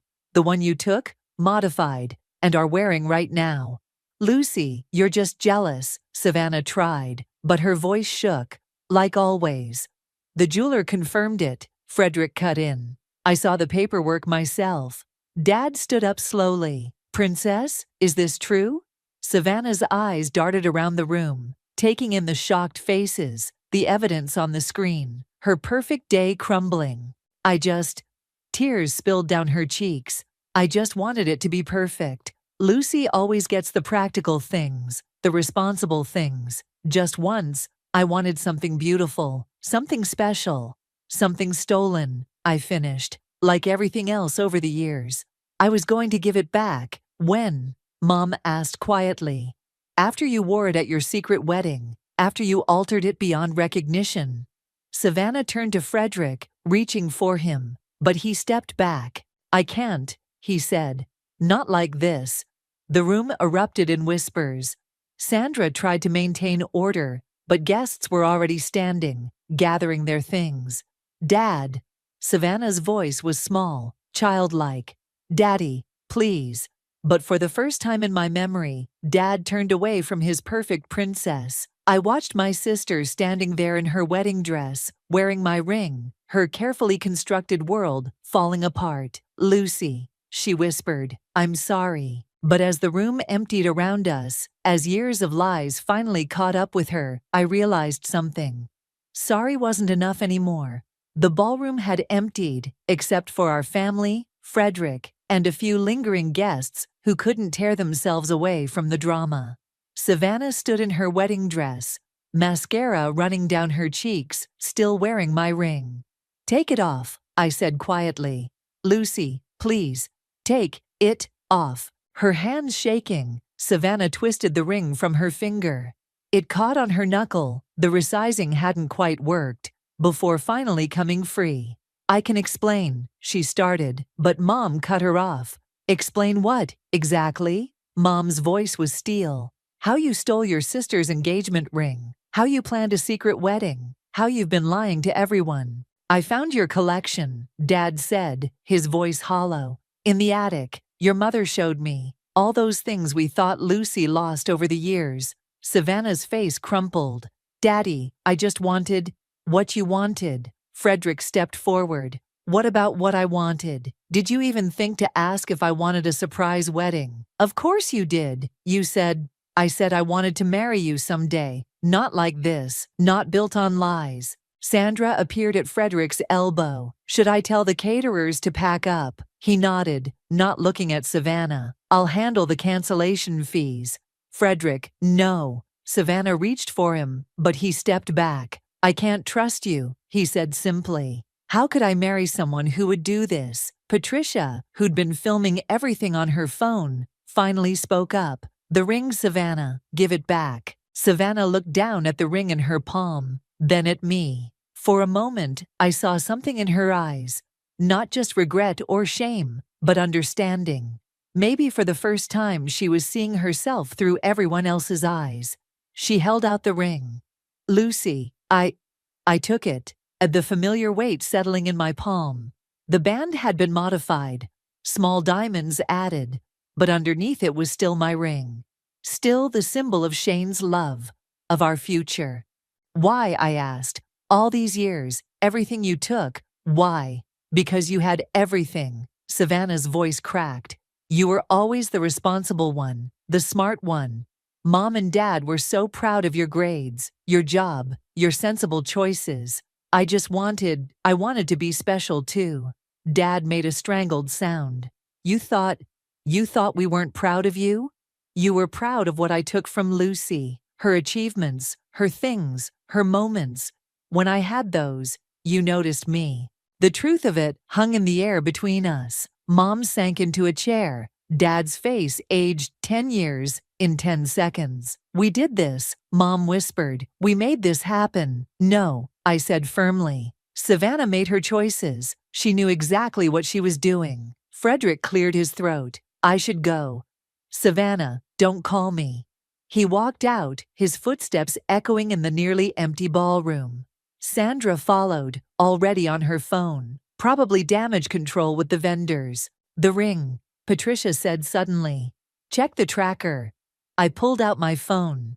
The app showed the ring exactly where it was. In my hand, no longer moving around the city, no longer part of Savannah's lies. I really am sorry, Savannah said softly. I know it doesn't fix anything, but I am. You're right, I replied. It doesn't fix anything. Dad stepped between us. Girls, maybe we should all go home. talk about this." "No," I cut him off.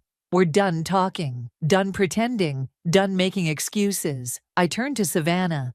"You didn't just steal a ring. You tried to steal my whole life, piece by piece, and they let you do it." Mom started crying quietly. Dad looked lost, his perfect family falling apart in a room meant for celebration. "What happens now?" Savannah asked, small and uncertain in her wedding dress. I slipped my ring back on my finger, where it belonged. Now you live with what you've done. No more hiding, no more lying, no more taking what isn't yours." Patricia touched my arm. "Shane's waiting outside. Ready to go?" I nodded, turning to my family one last time. "I'm getting married in 6 months. Don't come, any of you." "Lucy, please." Mom reached for me. "No." I stepped back. "This is my moment, mine. And for once, Savannah isn't going to take it from me." I walked out of the ballroom, leaving my sister in her wedding dress, my parents with their guilt, and years of enabling behavior behind me. Shane was waiting by the car. "You okay?" I looked down at my ring, back where it belonged. "I will be." Because sometimes the best revenge isn't just exposing the truth. It's finally being free of the lies. The doorbell rang as I was trying on my wedding dress at home. Patricia peeked through the peephole and turned to me with wide eyes. "It's your mom," she whispered. "And Savannah." I smoothed the simple white dress, so different from the elaborate gown Savannah had chosen. "Let them in." They entered quietly, Savannah hanging back while Mom stepped forward. She held a familiar wooden box in her hands. "Before you ask us to leave," Mom said, "please just look at this." I recognized my old jewelry box from the attic. Mom opened it, revealing a lifetime of stolen treasures. My charm bracelet, my prom necklace, even my first pair of pearl earrings. "I've been seeing a therapist," Savannah said softly. "She helped me understand why I did what I did. It doesn't excuse anything, but..." She stepped forward, placing an envelope on top of the box. "This belongs to you too." Inside was a check, a substantial one. "It's for your wedding," Savannah explained. "Everything I spent on mine, the venue, the dress, everything. I want you to have it. I don't want your money." "I know." She wrung her hands. I need you to know I'm trying, really trying. Dad's in therapy too. We all are." Mom set the box down. "We failed you both. We let this happen. But Lucy," her voice cracked, "please don't shut us out of your wedding. We'll sit in the back. We won't say a word. Just, please let us see you have your moment." I looked at my reflection in the mirror. The dress, the ring back where it belonged. Everything exactly as I'd planned it. "The therapist helped me understand something else," Savannah said. "Every time I took something from you, I wasn't just stealing things. I was stealing parts of you. Your confidence, your joy, your trust. I want to give those back, but I don't know how." The doorbell rang again. Patricia opened it to reveal Dad, holding a large photo album. "I found this," he said, not quite meeting my eyes. "Pictures of you growing up, all the moments we missed or overshadowed." He opened the album. There I was, winning the spelling bee, graduating college, getting my first job. Each photo showed Savannah somehow taking center stage, our parents' attention diverted. "I was wrong," Dad's voice broke. "So wrong. You were never second best, Lucy. You were extraordinary. I just couldn't see past my own mistakes." I touched my ring, thinking of Shane's words. Sometimes forgiveness isn't about forgetting. It's about choosing to move forward.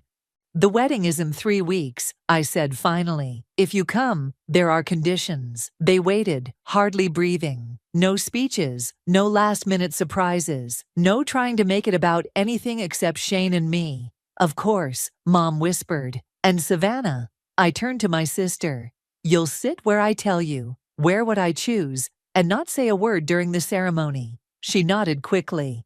"Anything you want." "The money," I picked up the check. "Donate it to a family counseling center, so maybe some other little girl won't grow up thinking she needs to steal her sister's life to be special." Dad stepped forward, stopping just short of touching me. "You look beautiful, sweetheart, just like yourself." The simple truth of his words, "just like yourself," hit harder than any elaborate praise. My phone buzzed. A text from Shane. "Everything okay?" "Yes," I typed back. "I think it might be." Looking at my family, broken, healing, trying, I realized something. The tracker in my ring had done more than catch a thief. It had traced a path back to truths we'd all needed to face. "Patricia," I said, "would you help Mom and Savannah pick out appropriate dresses for the wedding? Nothing white, nothing flashy." "Of course," Patricia grinned. "I'll make sure they behave." Dad carefully closed the photo album.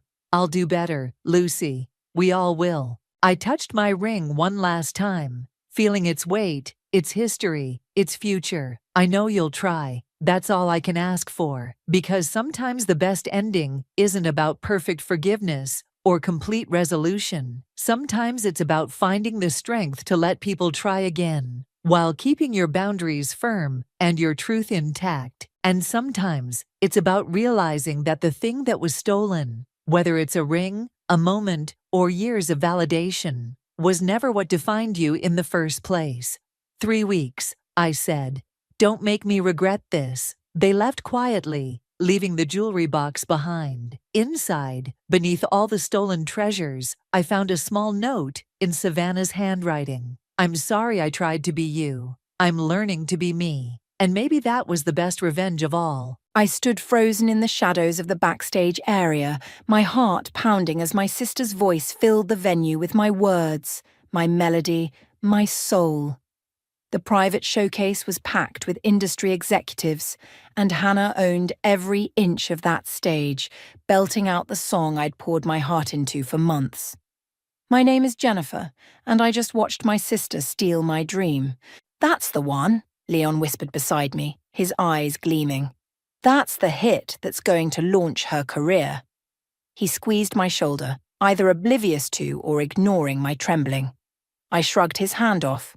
"That's my song," I hissed through clenched teeth. "I wrote it in my bedroom last month, you know that." Leon's expression hardened. "Jennifer, we've talked about this. You're a brilliant songwriter, but Hannah has the stage presence, the look, the whole package. This is what's best for everyone." The audience erupted in applause as Hannah finished the final note.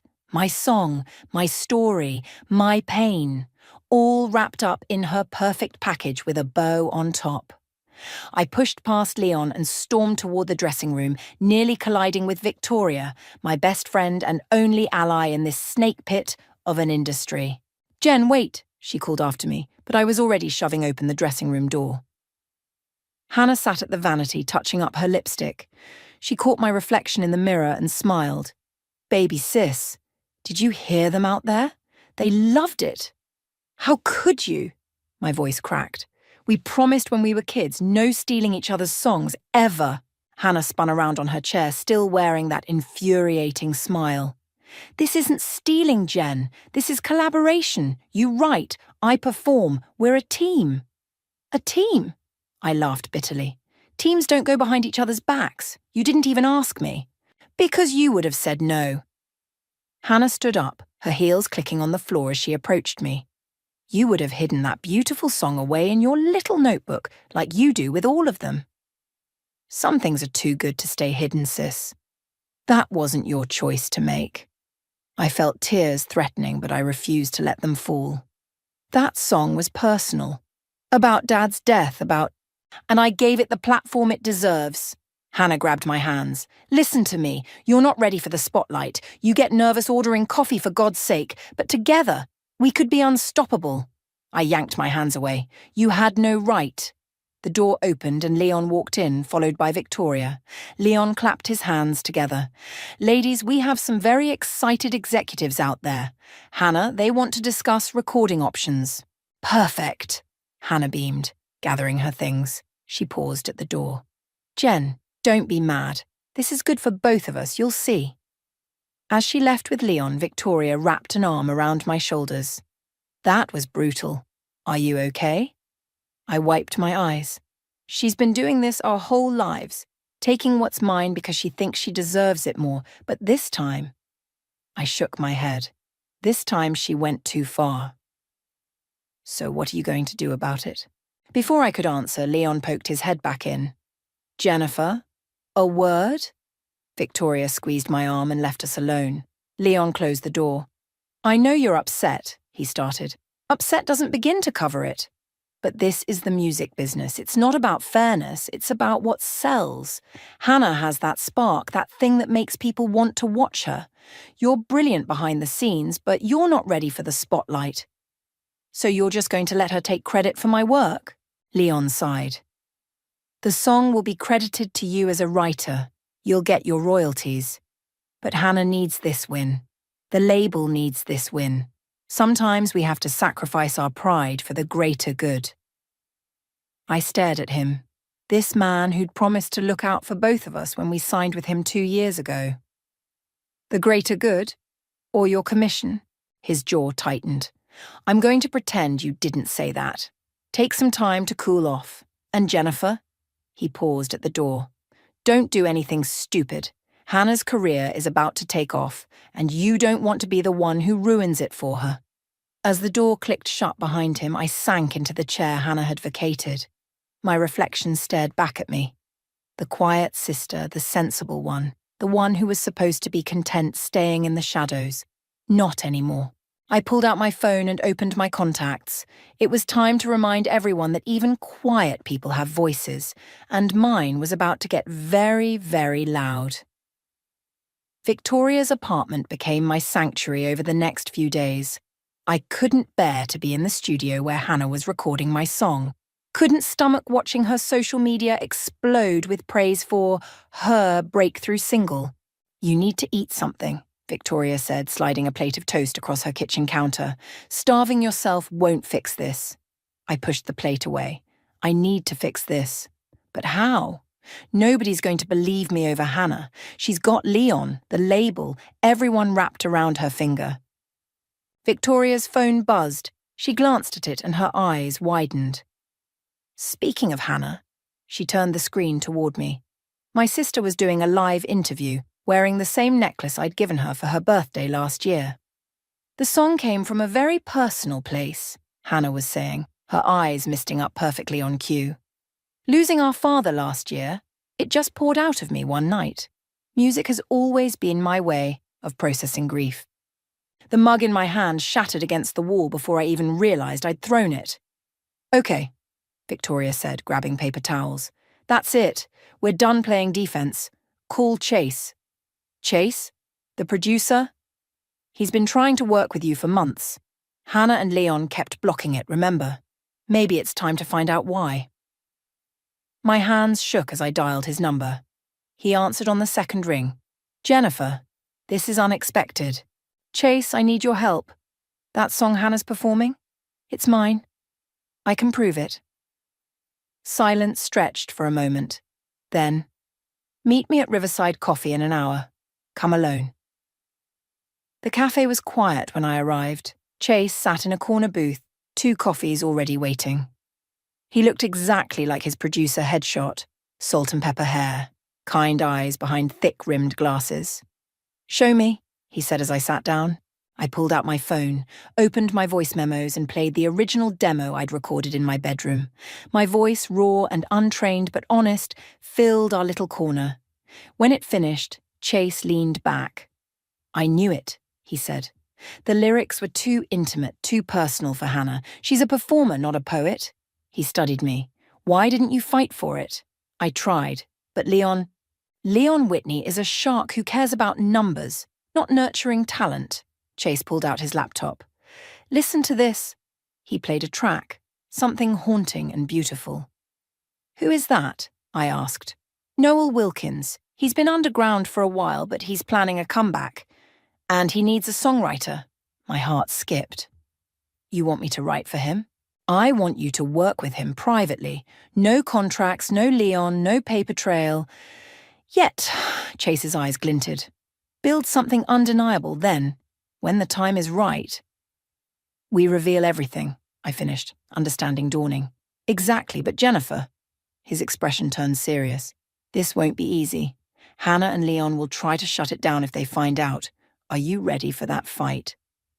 I thought about Hannah's interview, about her wearing my necklace while claiming my pain as her own. More than ready. That night, I got a text from my mom. Hannah's song is beautiful, sweetheart.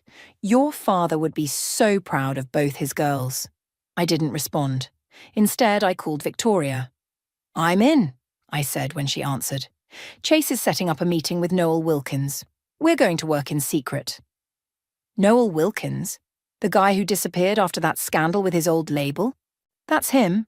Chase thinks we're a perfect match. Perfect for what exactly? I smiled into the phone. For showing everyone what really happens when you steal from the quiet girl. A knock at my door made me jump. Hannah stood there when I opened it, looking uncertain. Can we talk? She asked. Now you want to talk? I saw Mum's text. You didn't respond. She stepped inside uninvited.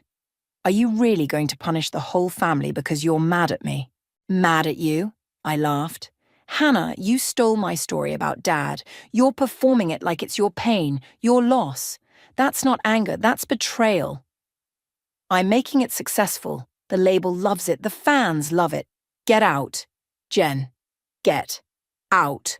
After she left, I texted Chase. When can I meet Noel? His response came quickly. Tomorrow, 10 a.m. Studio B at Blackwood Records. Come ready to work. I looked at my reflection in the window, at the quiet girl everyone underestimated. Ready to work, I whispered to myself. Ready to fight. Tomorrow couldn't come soon enough. Blackwood Records Studio B felt different from the polished spaces I was used to.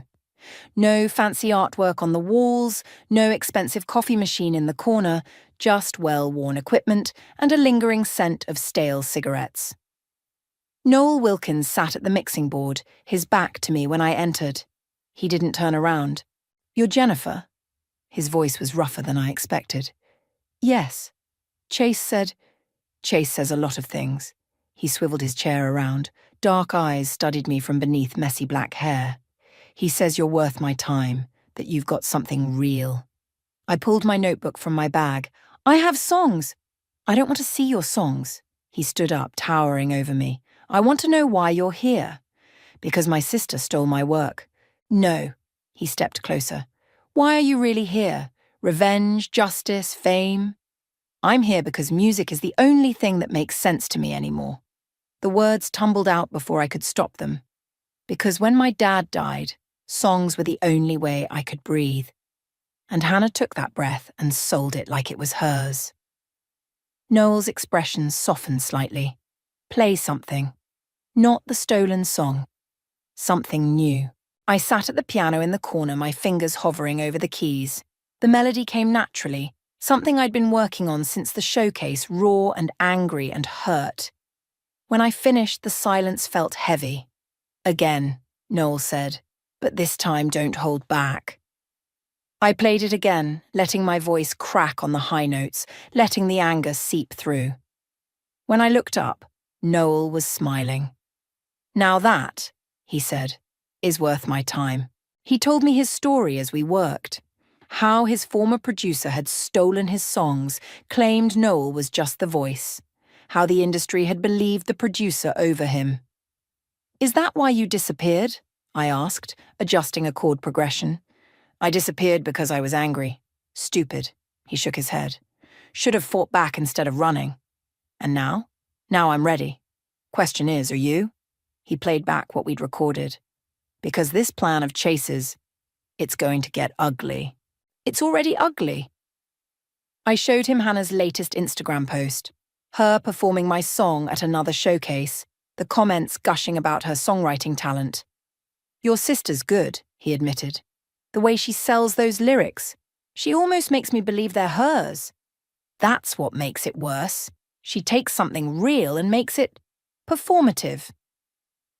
We worked until evening, crafting something new, something that couldn't be mistaken for Hannah's style. As I packed up, Noel stopped me. One condition, he said. No more playing small. If we do this, you have to be willing to step into the spotlight. No hiding behind other voices. I'm not ready for... Neither was I at first. He handed me a flash drive. Listen to these. My first demos. Scared, uncertain, raw, just like you, but real. My phone buzzed. Leon calling. I declined it. He won't stop, you know, Noel warned. The minute he suspects something, let him try. I surprised myself with my conviction. I'm done being the quiet one. Victoria was waiting outside the studio. Well, how is he? Intense, broken, perfect. I smiled. We're doing this. My phone buzzed again. A text from Hannah. Where are you? Leon's freaking out. Says you're not answering his calls. Don't do anything stupid, Jen. Delete it, Noel said, appearing behind me. No distractions. Tomorrow, same time. I nodded, then deleted the message without responding. That night, I listened to Noel's demos. His voice, younger and unsure, sang about betrayal and loss and finding strength. The final track was different. A voice memo. Music isn't just about talent, his recorded voice said. It's about truth. They can steal our songs, but they can't steal our truth. Remember that, Jennifer. I opened my notebook and started writing, the words flowing easier than they had in weeks. This wasn't just about exposing Hannah anymore. It was about finding my voice, really finding it, and making sure it was too loud to ignore. My phone lit up with another text, this time from Chase. How did it go with Noel? I replied. We're ready. What's next? His response came quickly. Awards ceremony is in 6 weeks. That's our stage. That's when everyone learns the truth. 6 weeks to create something undeniable. 6 weeks to find my courage. 6 weeks to change everything. I looked at my reflection in the window again, but this time I didn't see the quiet girl anymore. I saw someone ready to make some noise.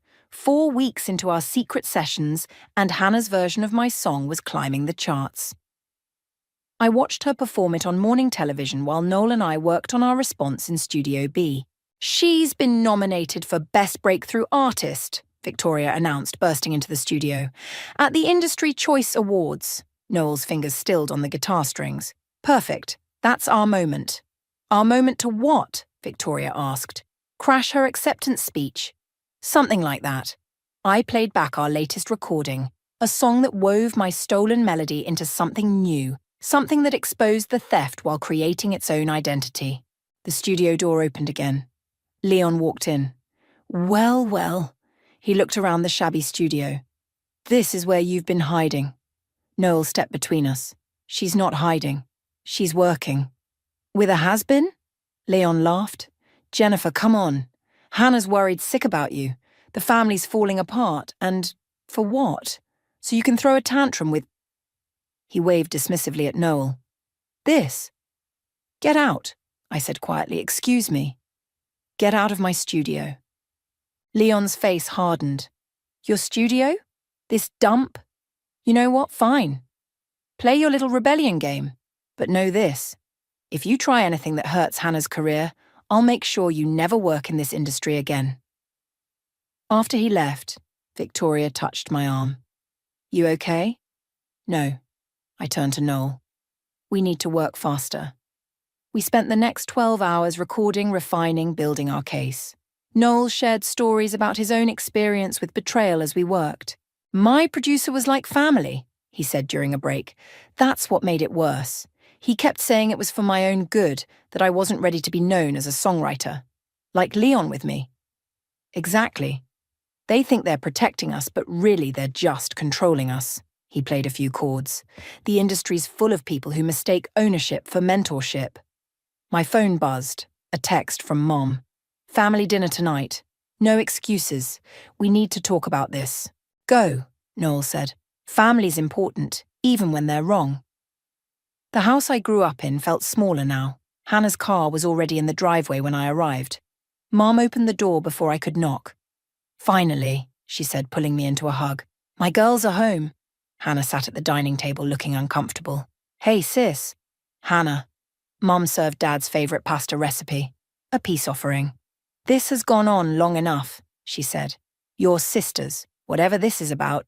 It's about theft, I cut in. About betrayal. It's about opportunity, Hannah countered. About not letting pride get in the way of success. Pride? You stole my song about Dad? I made it successful. Look what's happening. The nominations, the recognition. This is what Dad would have wanted. Don't, I stood up. Don't you dare use him to justify this. Girls, Mom pleaded, please. You want to know what Dad would have wanted? I continued. He would have wanted honesty. Remember what he always said about music? About how it should come from truth. Hannah's face fell. Jen, Save it. I headed for the door. You'll hear the truth soon enough. Everyone will. Back at the studio, Noel was still working. He looked up as I entered. Family dinner go well? About as well as yours probably did. He nodded, understanding. Listen to this. He played our latest version, now with added layers, harmonies that highlighted the original melody's theft while creating something hauntingly new. It's perfect, I whispered. Almost. It needs one more thing. He handed me headphones. Your voice, no hiding this time. I stepped into the booth, heart pounding. As the music started, I closed my eyes and thought of Dad, of how he'd taught both Hannah and me to play guitar, of how he'd always said music was about honesty before anything else. When I finished, I opened my eyes to find Noel grinning. That's it, he said. That's our weapon. My phone lit up. Another text from Hannah. Whatever you're planning, please don't. We can fix this another way. 2 weeks until the awards, Noel said, watching me read the message. No turning back now. I deleted Hannah's text without responding. No turning back. As I left the studio that night, Leon was waiting by my car. Last chance, he said. Walk away now. Let your sister have her moment. I met his gaze. You know what, Leon? You were right about one thing. I'm not ready for the spotlight. I got into my car. I was born for it. His face in my rearview mirror as I drove away told me everything. The war was about to begin. Ms. Santiago? The voice caught me off guard as I left Studio B. A young woman with a press badge stepped out of the shadows. I'm Sydney from Music Weekly. Can we talk? I tried to brush past her. No comment. I know about the original demo. She kept pace with me. The one you recorded in your bedroom the night after your father's funeral. That stopped me. How did you... I'm good at my job. Sydney pulled out her phone. And I'm very interested in why your sister's breakthrough hit sounds remarkably similar to a voice memo you sent to 3 friends 6 months ago. Noel appeared behind us. Inside. Now. In the studio, Sydney laid out her evidence. Screenshots, timestamps, old social media posts where I'd referenced working on a special song about Dad. Why are you showing us this? Noel asked. Because I hate frauds. Sydney's eyes flashed. And because every great story needs proof. I exchanged looks with Noel. What exactly are you proposing? Let me help. I can build the paper trail, document everything. When you make your move at the awards show, you'll need more than just your word against hers. Before I could respond, my phone rang. Victoria. Turn on entertainment tonight, now. Noel flipped on the studio's small TV. Hannah was being interviewed wearing a locket with Dad's picture in it. My locket. The song just poured out of me, she was saying. Losing Dad. It changed everything. Music became my therapy. Sydney was already taking notes. That locket isn't hers, is it? It was a gift from our father, I said quietly. To me. For my birthday last year. Perfect. Sydney smiled. The devil's in the details. Later that night, over coffee at a quiet diner, Sydney showed me her draft article. I won't publish until after the awards show, she promised. But everything's ready. The timeline, the evidence, even interviews with people who heard your original version. Who? Your barista from the coffee shop where you used to write, the guitar teacher who helped you with the bridge, small people who remember big details. Noel read over my shoulder. This is good. Really good. My phone buzzed. A text from Mom.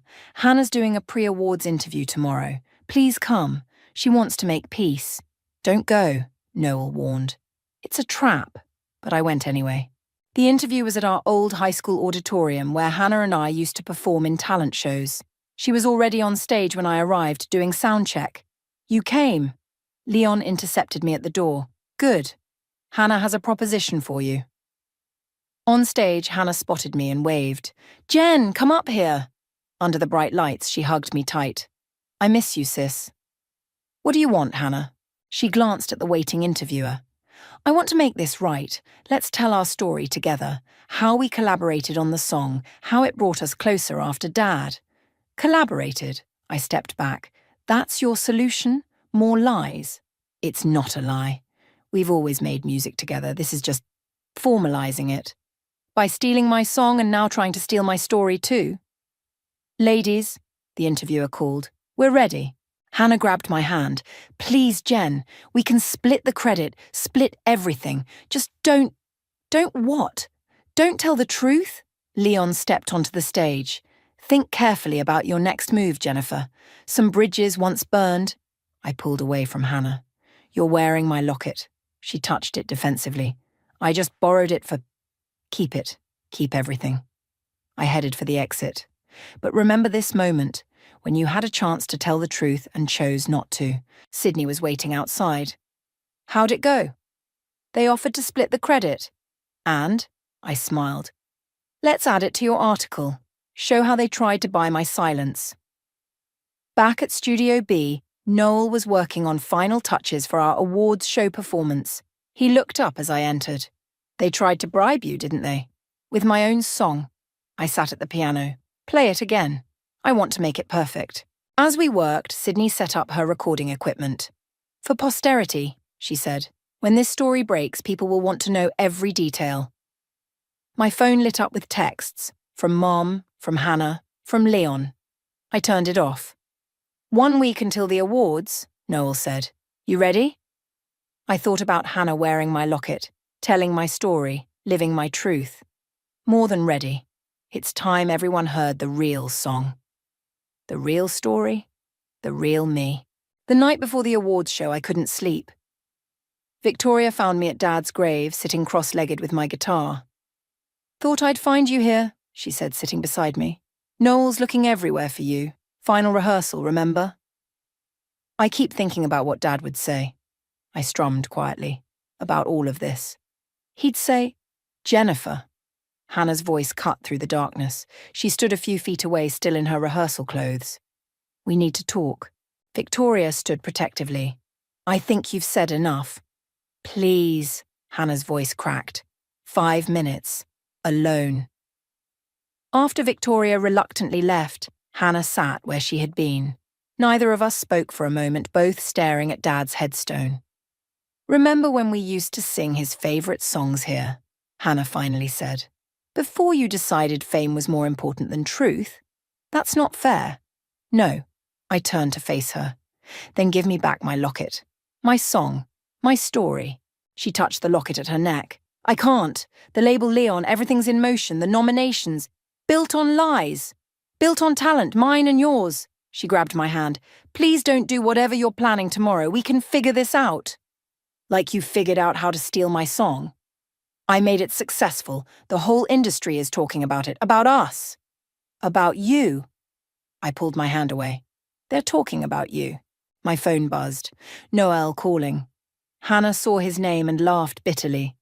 So that's your revenge? Working with another failed artist? No. I stood up. My revenge is the truth, and tomorrow everyone will hear it. Back at Studio B, Noel was pacing. Where were you? We need to... Play it again, I interrupted. One more time. He studied my face, then nodded. The music filled the room. Our answer to Hannah's theft, our weapon of truth. It's ready, he said when it ended. We're ready. Sydney burst in, waving her phone. You need to see this. Hannah just went live on Instagram. We huddled around her screen. Hannah was in her bedroom crying. I just want my sister back, she was saying. Music was our connection to Dad, and now she's trying to destroy everything because of jealousy. Turn it off, I said. Wait, Sydney was typing furiously. The comments, people are taking sides. This could work in our favour. The bigger the drama now, the bigger the impact tomorrow, Noel finished. My phone lit up with a text from Leon. Last chance. Back off now, or your career is over before it begins. I showed it to Noel. He smiled grimly. He's scared. Good. Victoria returned with coffee and news. Security schedule for tomorrow. I got it from my friend who works at the venue. We spread the papers across the mixing board, planning every detail. The performance order changed, Sydney noted. Hannah's acceptance speech, they're assuming she'll win, is right before the final commercial break. Perfect timing, Noel said. Right when everyone's watching. My phone buzzed again. Mom this time. Whatever's happening between you girls, please don't let it happen in public. Dad wouldn't want this. Dad wouldn't want lies, I whispered. Dawn was breaking when we finally finished rehearsing. Victoria hugged me goodbye. Get some rest. Tomorrow's going to be intense. But as I headed for my car, Hannah was waiting in the parking lot. One last time, she said. Don't do this. Or what?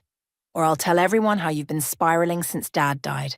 How you're confused, mixing up memories, how the song was always mine, and you just helped with some lyrics.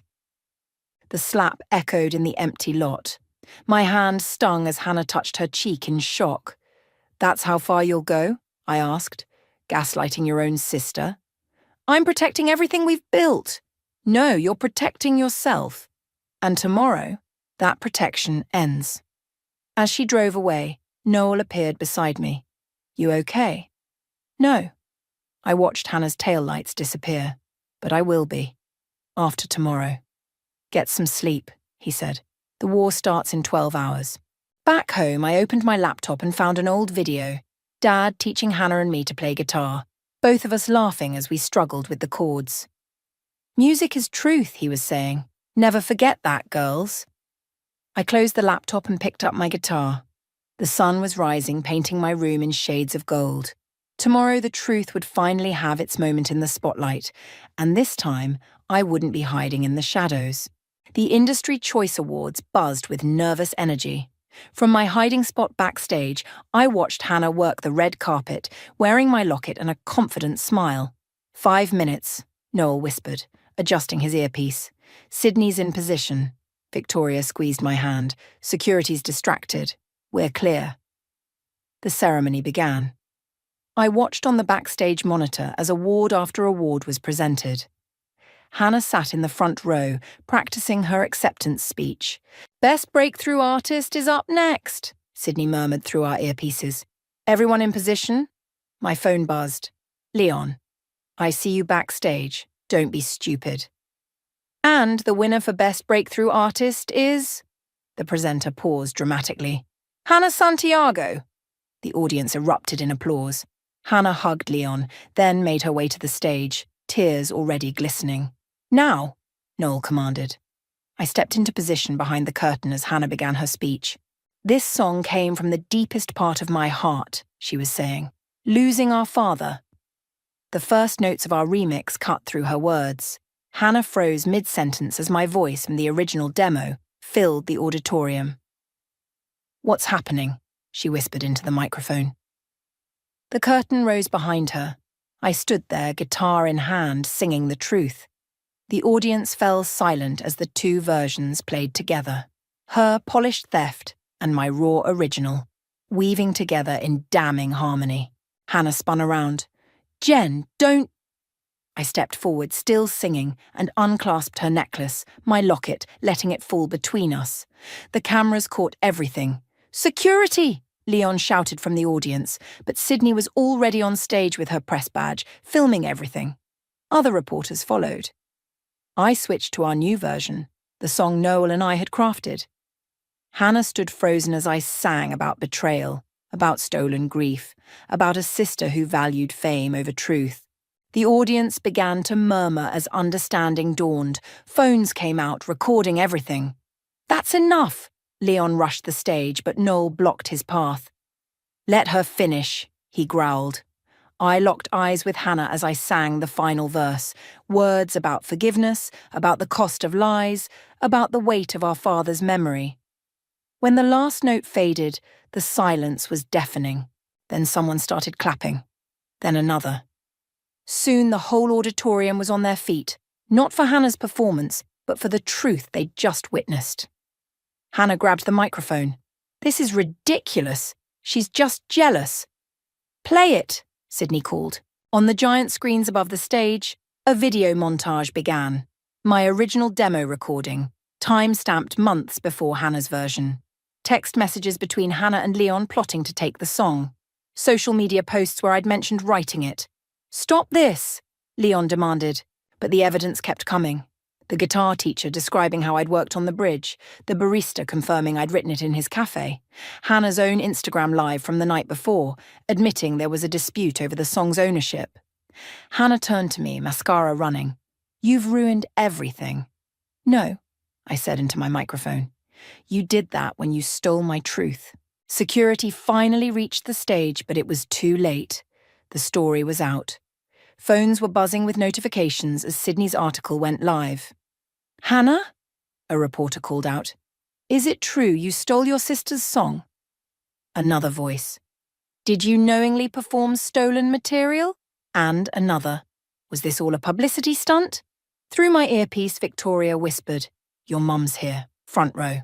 I found her in the audience, tears streaming down her face. She nodded once, a gesture of understanding, of support. Leon tried damage control. "Ladies and gentlemen, this is clearly a family matter that you helped orchestrate," Noel cut in, his voice carrying, "just like you did to me 5 years ago." More murmurs, more cameras, more truth. Hannah fled the stage. I watched her go, the Best Breakthrough Artist Award, abandoned at the podium. "Jennifer," Sydney called out, "would you like to perform the real version, the original?" The audience cheered their encouragement. I looked at Noel, who nodded. "Show them who you really are." So I sat at the piano and played, really played, the song I'd written for Dad. No theatrics, no performance, just truth. When I finished, the standing ovation wasn't just for the music. It was for the courage to stand up, to speak out, to reclaim what was stolen. As the applause washed over me, I picked up my locket from where it had fallen. Inside, Dad's picture smiled at me. "Music is truth," I whispered his words. And finally, everyone knew mine. The morning after the awards show, I sat in Studio B, watching the chaos unfold on my phone. Song theft and sister betrayal were trending. Hannah's record label had issued a formal apology. Leon's other clients were dropping him by the hour. Victoria burst in, waving a contract. 3 labels want to sign you, real deals, with full creative control." "She's not signing anything today," Noel said, entering behind her. "Let the dust settle first." My phone rang. Hannah's number. I'd been avoiding her calls since last night. "Answer it," Victoria urged. "It's time." Hannah's voice was raw. "Can we meet? Please." I suggested Dad's favourite diner. When I arrived, Hannah sat in our old booth, no makeup, no styling, just my sister looking lost. "I brought something," she said as I sat down. She slid a familiar notebook across the table, my songwriting journal. "I took it from your room last summer, that's how I found the song." "Why?" "Because you were always better at it than me." Her hands shook as she stirred her coffee. The writing, the emotion. I just wanted to be seen like that, to matter like that. "You mattered to me, to Dad." "Did I? He spent hours teaching you guitar, helping with your compositions. I was just the voice. So you stole my voice instead?" The waitress brought our usual orders. She'd known us since we were kids. "Your performance last night was beautiful, Jennifer. Your father would have been proud." After she left, Hannah wiped her eyes. "She's right. He would have been proud of you. I got lost somewhere between wanting success and needing validation. And Leon dropped me this morning, along with the label." She laughed bitterly. "Karma's quick these days." Sydney appeared at our table, notebook in hand. "Ready for the follow-up interview?" I looked at Hannah. She nodded. For the next hour, we told the whole story. Not just the theft, but the years leading up to it. The pressure, the competition, the grief of losing Dad. "Last question," Sydney said. "What happens now?" Hannah reached across the table, taking my hand. "Now I earn back what I lost. Not the career, my sister." As Sydney packed up, Noel and Victoria joined us. "The studio's booked for today," Noel said, "if you're ready." "For what?" Hannah asked. I pulled out my phone, showing her the song I'd been working on since last night. It's about sisters, about forgiveness, about finding our own voices. Together? Hope flickered in her eyes. Together. But this time we do it right. At the studio, Hannah stood behind the microphone, vulnerable without her usual performance armor. I sat at the piano. "From the top," Noel directed. We played through the song, my words, both our voices, weaving together like they used to when we were kids singing in the backyard. "That's the one," Victoria whispered. My phone buzzed with a text from Mom. "Come home for dinner, both of you." At home, Mom had Dad's guitar on the table. "He wanted you both to have this," she said, "to share it, like you used to share everything." Hannah touched the strings gently. "I forgot how to do that. Share. So, remember," I said, sitting beside her, "we can write new songs, tell new stories. Real ones this time." Sydney's article went live that evening. Sister Act, the truth behind the song, theft scandal. But it wasn't about the scandal anymore. It was about redemption, about two sisters finding their way back to each other through music. The industry calls started coming. Talk shows, record deals, documentary requests. But Hannah and I had other plans. "We're booking Dad's favourite venue," I told Noel. "Small show, new songs, real stories. Both of you. Both of us. Different songs, different styles, but sharing the stage, like we should have from the start." The last person to leave the studio that night was Leon, trying one last time to spin the situation. "Girls, we could market this. The reconciliation, the comeback." "Goodbye, Leon," Hannah and I said together. Later at Dad's grave, we played our new song, just us two sisters, two guitars, and the truth. "Think he's listening?" Hannah asked. I opened the locket, now hanging where it belonged around my neck. He always was. We just weren't always singing honestly. We are now. And that was the real breakthrough. Not the awards or the acclaim, but the simple power of two sisters finding their voices again, together and separately, in harmony and in truth. Just like Dad taught us. Just like we were always meant to be. I stared at my reflection in the mirror, watching my hands tremble as I adjusted my veil for the 100th time. The text from my sister still burned on my phone screen. "Can't wait to share the big surprise at your wedding. It'll be unforgettable." My name is Lorelei, and in 3 hours, I was supposed to be having the happiest day of my life. Instead, my stomach churned with dread, knowing my younger sister Zariah would find some way to steal the spotlight, just like she always had. "Don't you dare let her get to you," Rachel said, appearing behind me in the mirror. My best friend and maid of honor gripped my shoulders firmly. "This is your day." I forced a smile. "You know Zariah. She's probably planning to announce she's pregnant with triplets, or that she's been cast in a Hollywood movie. Or maybe she'll claim she's been secretly dating Brad Pitt." Rachel rolled her eyes, making me laugh despite myself. The bridal suite door burst open, and my mother swept in, wearing her signature look of barely concealed disapproval. "Lorelei, darling, why aren't you ready yet? And what's wrong with your hair?" "The hair is perfect, Samantha," Virginia, my wedding planner, intercepted smoothly. "I've been doing this for 20 years. Trust me." Mom pursed her lips. "Well, Zariah's hair looked absolutely stunning at her engagement party last month." "The engagement party she threw herself," Rachel muttered under her breath. I caught Virginia's knowing look in the mirror.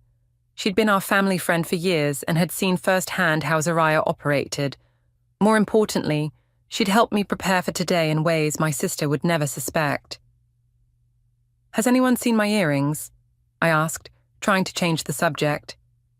"Oh, speaking of jewelry," Mom brightened, "Zariah wanted to loan you her diamond bracelet. She said it would be perfect for—" "No," I cut her off firmly. "I'm wearing Grandma's pearls, the ones she left specifically for my wedding day." Mom's face fell. "But your sister—" "Mom," I turned to face her directly, "this is my wedding, not Zariah's."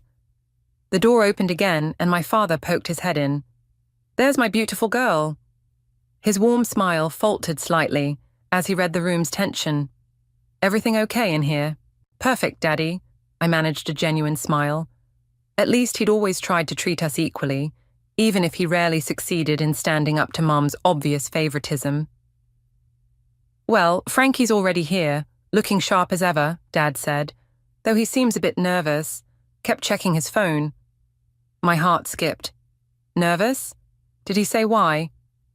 Probably just wedding jitters, Rachel jumped in quickly. I'll go check on him. As Rachel left, Virginia shooed everyone else out to give the bride some space. Once we were alone, she closed the door and turned to me with serious eyes. Are you sure about this, honey? Once we set things in motion, I picked up my phone and pulled up Zariah's text again. Below it was a series of screenshots I'd collected over the years, evidence of her systematic attempts to sabotage my relationships, including my early dates with Frankie. The latest was from just last week, a message she'd accidentally sent me instead of her friend, detailing her plans for my wedding day. I'm sure, I said firmly. I've spent my whole life watching her tear me down to build herself up. She tried to break me and Frankie up 3 times before we got engaged. She's not ruining this day. Virginia squeezed my hand. The video is ready. Just give me the signal during the reception. A knock at the door made us both jump. Rachel slipped back in, her face tight with concern. Frankie's fine, she said quickly, but I just overheard Zariah on the phone. She's definitely planning something for the ceremony. And she's got Darren with her. Darren? I frowned. Her ex from college? Apparently not so ex anymore. Rachel's expression darkened. They seemed cozy. I took a deep breath, smoothing down my dress. Part of me wanted to cry, but a stronger part, the part that had been methodically planning this day for months, felt strangely calm. Let her try, I said, meeting my own eyes in the mirror. I'm done being her supporting actress. She wants to make this day unforgettable.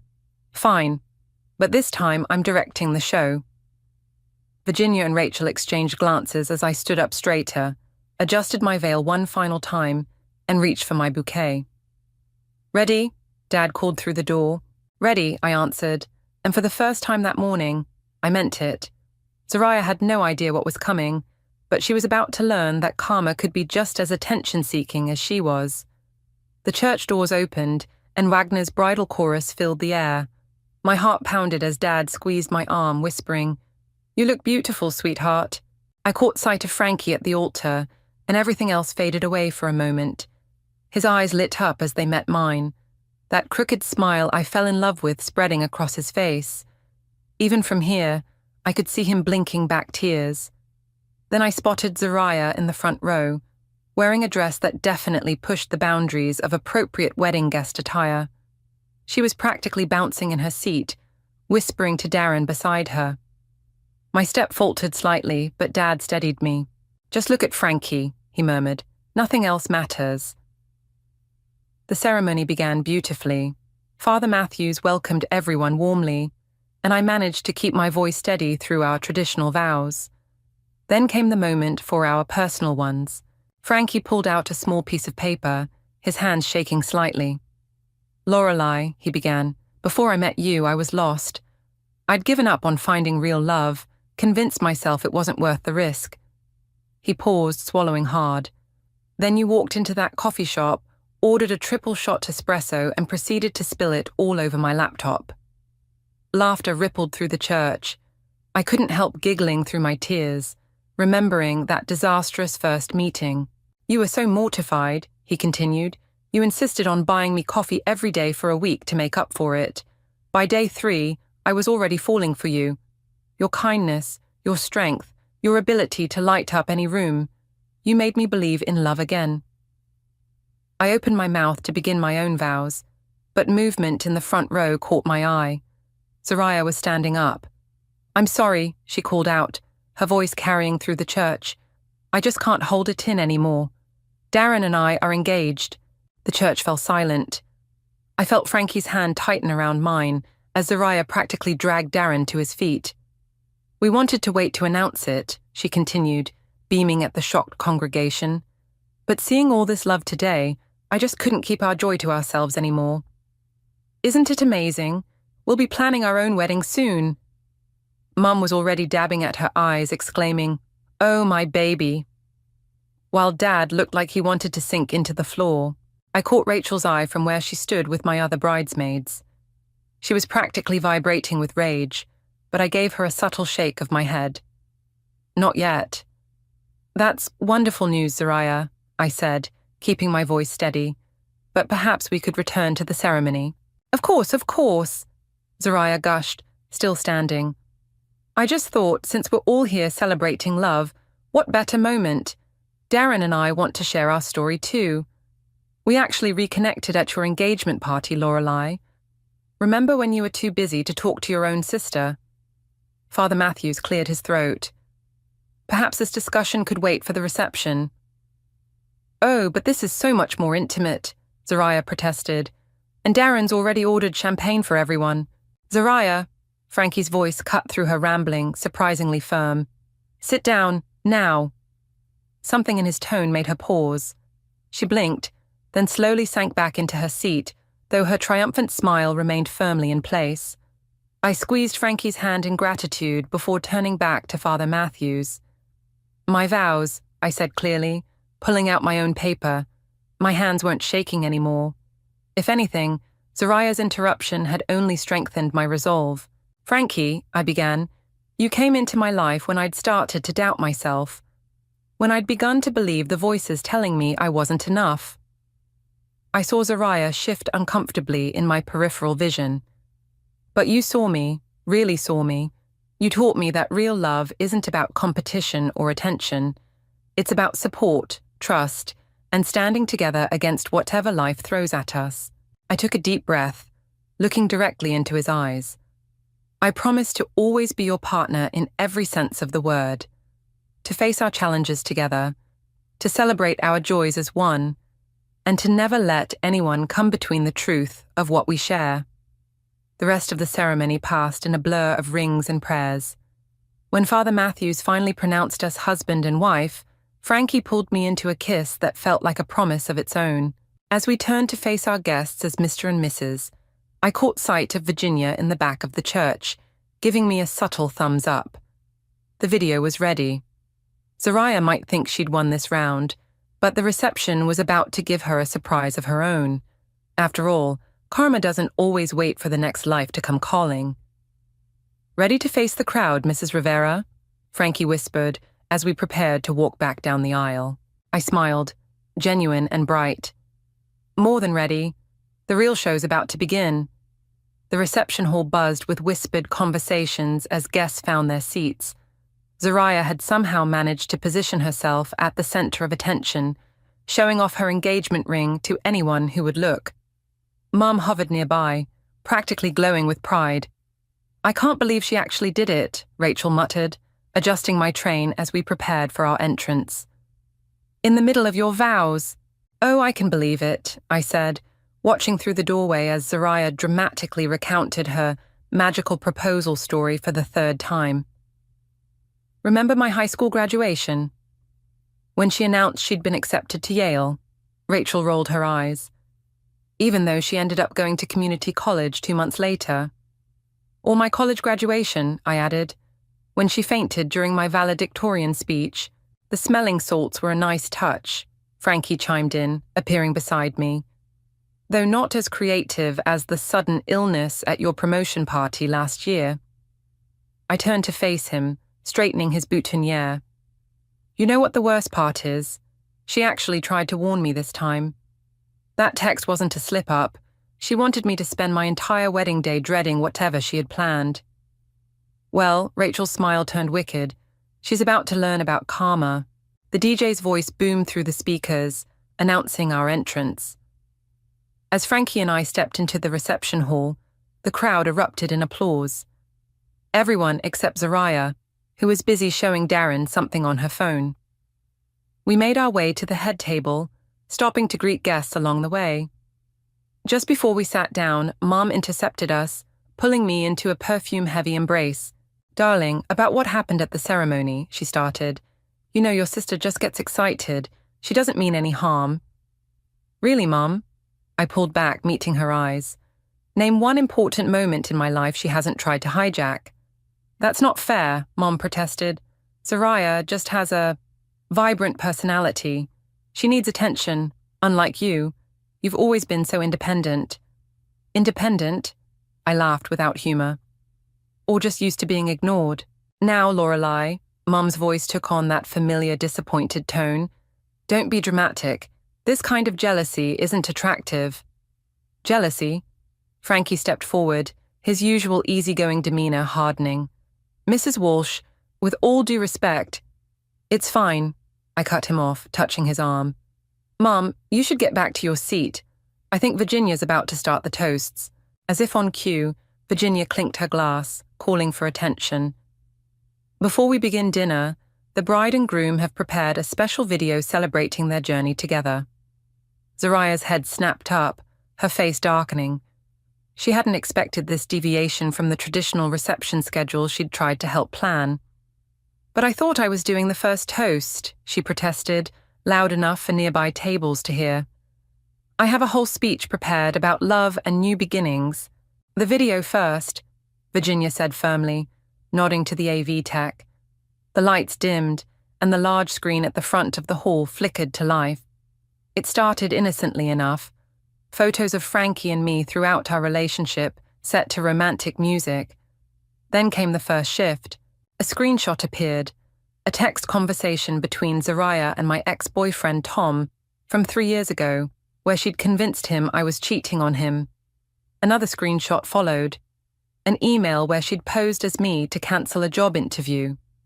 Then another, her message to Frankie's ex-girlfriend, claiming he was still in love with her, sent just weeks before our engagement. The room grew deadly quiet. I could feel Zariah's eyes boring into me, but I kept my gaze forward, watching as years of her carefully orchestrated sabotage played out on screen. Turn it off, she demanded, her voice shrill. This is private. Mum, make them stop it. But even Mum sat frozen, watching as the evidence mounted. Messages, emails, social media posts, a systematic campaign to undermine every significant relationship and opportunity in my life. The final clip was from last week. Zariah's voice, crystal clear, telling Darren, "Trust me, babe, announcing our engagement at her wedding is perfect. She'll be too scared of making a scene to do anything about it. She always backs down. It's kind of pathetic, really."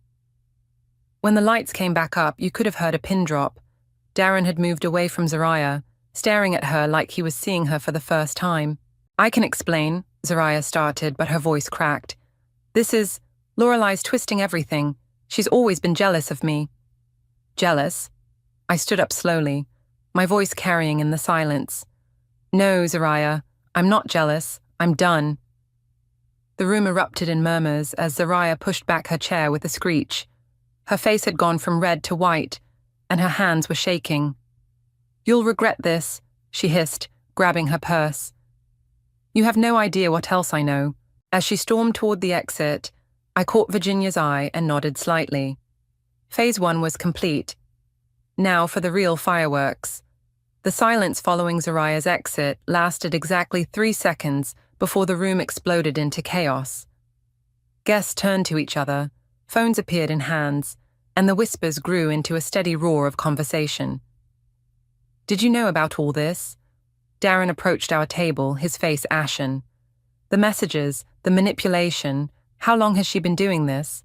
"Sit down, Darren." I gestured to an empty chair. "There's more you need to know." "More?" He collapsed into the seat, loosening his tie. "What could be worse than—" "Remember Jessica?" Frankie cut in, his voice gentle but firm. "Your ex-fiancée from 2 years ago." Darren's head snapped up. "How do you know about Jessica?" Virginia appeared beside us, tablet in hand. "Show him." I nodded. She pulled up a series of messages between Zariah and Jessica from 18 months ago. Darren's hands shook as he read them, his face growing paler with each swipe. She told Jessica I was cheating." His voice cracked. "That's why Jessica called off the wedding." "And then Zariah conveniently showed up to comfort you," Rachel added, her tone bitter. "Just like she did with Tom and Marcus and every other guy she set her sights on." Mom rushed over, her mascara slightly smeared. This is ridiculous. Lorelei, how could you humiliate your sister like this? On your wedding day, no less. How could I? I stood up, finally letting years of suppressed anger surface. How could you let her treat me like this for 28 years? How many times did I come to you in tears, telling you something felt wrong, and you dismissed it as sister rivalry? I never, Mum started, but Dad cut her off. Samantha, his voice was unusually stern, sit down. But Hector, now. As Mom sank into a chair, Virginia projected more evidence onto the screen. Photos of Zariah with various ex-boyfriends, mine and others, all dated suspiciously close to major breakups. Screenshots of her creating fake social media accounts to spread rumors. Email threads where she'd posed as different people to sabotage job opportunities and friendships. Oh my God, Darren stood up suddenly. The promotion I lost last month. She said she had nothing to do with that email to my boss. Check your sent folder, Rachel suggested grimly. She's not as tech-savvy as she thinks. She probably forgot to delete it. Darren fumbled with his phone, then let out a string of curses. I need to. He stumbled toward the exit, already dialing a number. Should we go after him? Frankie asked quietly. I shook my head. He needs time to process, just like everyone else here. Around the room, more revelations were surfacing as guests connected dots from their own experiences with Zariah. Aunt Marie discovered why her catering business lost a major client last year. My cousin Pete finally learned why his girlfriend had suddenly blocked him on all social media platforms. But why? Mom's voice was small now. Why would she do all this? Because she could, I replied. Because you taught her that her feelings mattered more than anyone else's. Because every time she hurt someone, you helped her justify it. That's not... Mom paused as Dad placed a hand on her shoulder. It is true, Sam, he said softly. We failed both our girls. We failed Zariah by never setting boundaries, and we failed Lorelei by never protecting her. The door burst open and Zariah stormed back in, her face streaked with tears and fury. You want to play dirty? Fine. Let me tell everyone about the real Lorelei, about how you slept with Marcus after your breakup. I finished for her. Go ahead. Tell them how you conveniently left out the part where you'd already cheated on him with his best friend. The evidence is all there, Zariah. Every lie, every manipulation, every coincidence. I've spent years documenting it all. You're destroying our family, she screamed. No. I stayed calm, though my heart was racing. You did that, one sabotage at a time. I have more, she threatened, reaching for her phone. Things you don't know about. Actually, Virginia stepped forward, holding up a USB drive. We do know, all of it, including what really happened to Dad's retirement fund last year. Zariah froze, her phone slipping from suddenly nerveless fingers. Dad stood up slowly, his face draining of color. What about my retirement fund? The room held its breath as Zariah's eyes darted between faces, looking for an ally and finding none. For the first time in her life, she had no way to twist the situation to her advantage. She started, then stopped. Her carefully constructed world was crumbling, and everyone could see it. I think, Virginia said quietly, it's time for the full truth to come out, all of it. I nodded, my hand finding Frankie's under the table. The worst was yet to come, but finally, after all these years, the truth would have its day. The retirement fund, Virginia began, connecting her tablet to the projector, was just the beginning.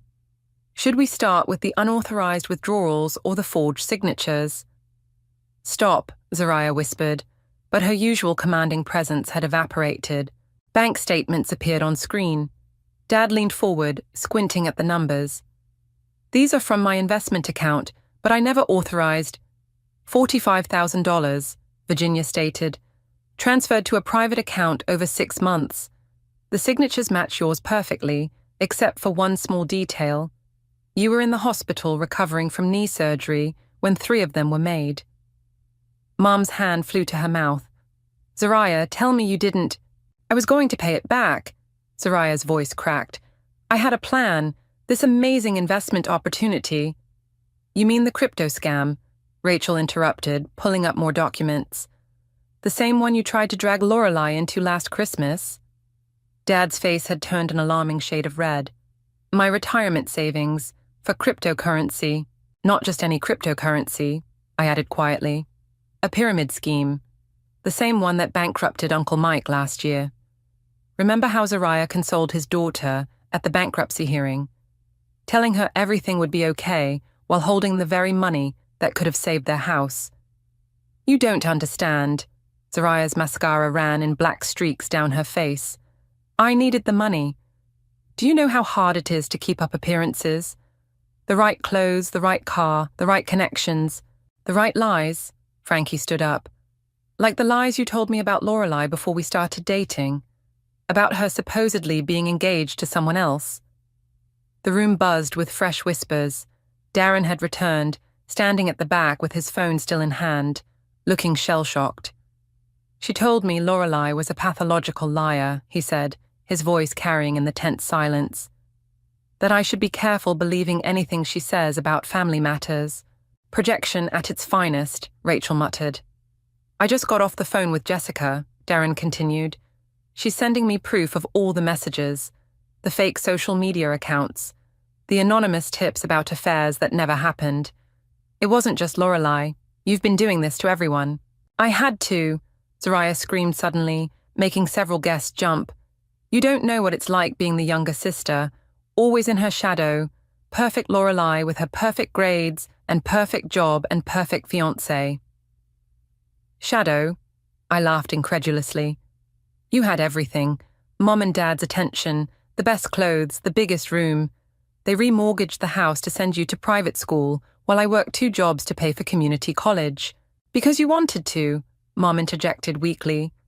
You said you wanted to be independent. No, Mom. I said that because every time I asked for help, you told me the money had to go to Zariah's special needs. Her modeling classes, her acting workshops, her therapy sessions she never actually attended. Virginia cleared her throat. Speaking of therapy payments, she pulled up another document. Don't, Zariah whispered. The receipts you showed your parents, the ones for weekly sessions at Dr. Marshall's office, they're forgeries. The real Dr. Marshall retired 3 years ago. Dad stood up so quickly his chair toppled backward. 3 years? We've been paying $500 a week for 3 years for therapy you never attended. $78,000, Virginia confirmed, plus the retirement fund, plus the credit cards opened in your name. Credit cards? Mom's voice was barely audible. More documents appeared on screen. Credit card statements, loan applications, payment records, all bearing Dad's forged signature. Total unauthorized debt. Virginia paused for effect. Just over $200,000. The room erupted. Mom slumped in her chair. Dad's face went from red to purple, and Darren stormed out again, this time slamming the door behind him. I can explain, Zariah began, but for once no one was listening to her performance. The police, Dad said quietly, his voice shaking. We need to call the police. Daddy, no! Zariah rushed forward, reaching for him, but he stepped back. Don't touch me, he said. Don't even look at me right now. Mom?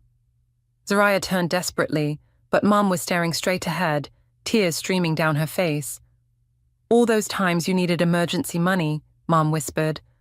All those investments you said would make us rich. All those stories about helping friends in need. I'm your daughter, Zariah pleaded. Yes, Mom finally met her eyes. And that's why this hurts so much more. Virginia already had her phone out, speaking quietly to someone on the other end. Zariah's eyes darted around the room like a trapped animal, finally landing on me. This is your fault, she hissed. You've ruined everything. No, I said firmly, standing to face my sister one last time. You did that all on your own. I just finally stopped covering for you. The sound of sirens in the distance grew steadily louder. The police arrived with minimal drama. 2 officers quietly escorted Zariah out, while a detective took statements from my parents. Most guests had already left, leaving behind half-eaten meals, and whispered promises to call later. Some wedding, huh? Frankie pulled me close as we watched Mom sobbing into Dad's shoulder. I don't think this is what they mean by memorable. I'm so sorry. I turned to face him. This wasn't how our day was supposed to go. Hey, he lifted my chin with his finger. Remember what you said in your vows about facing challenges together? Still, I sighed, most couples don't spend their wedding night giving statements to the police about financial fraud. Rachel appeared with 3 glasses of champagne. Well, most couples don't have Zariah for a sister. Here, you both look like you need this. As we sipped our champagne, Virginia approached with her tablet. The detective wants to know if you'll testify about the relationship sabotage. It establishes a pattern of manipulation that strengthens the fraud case.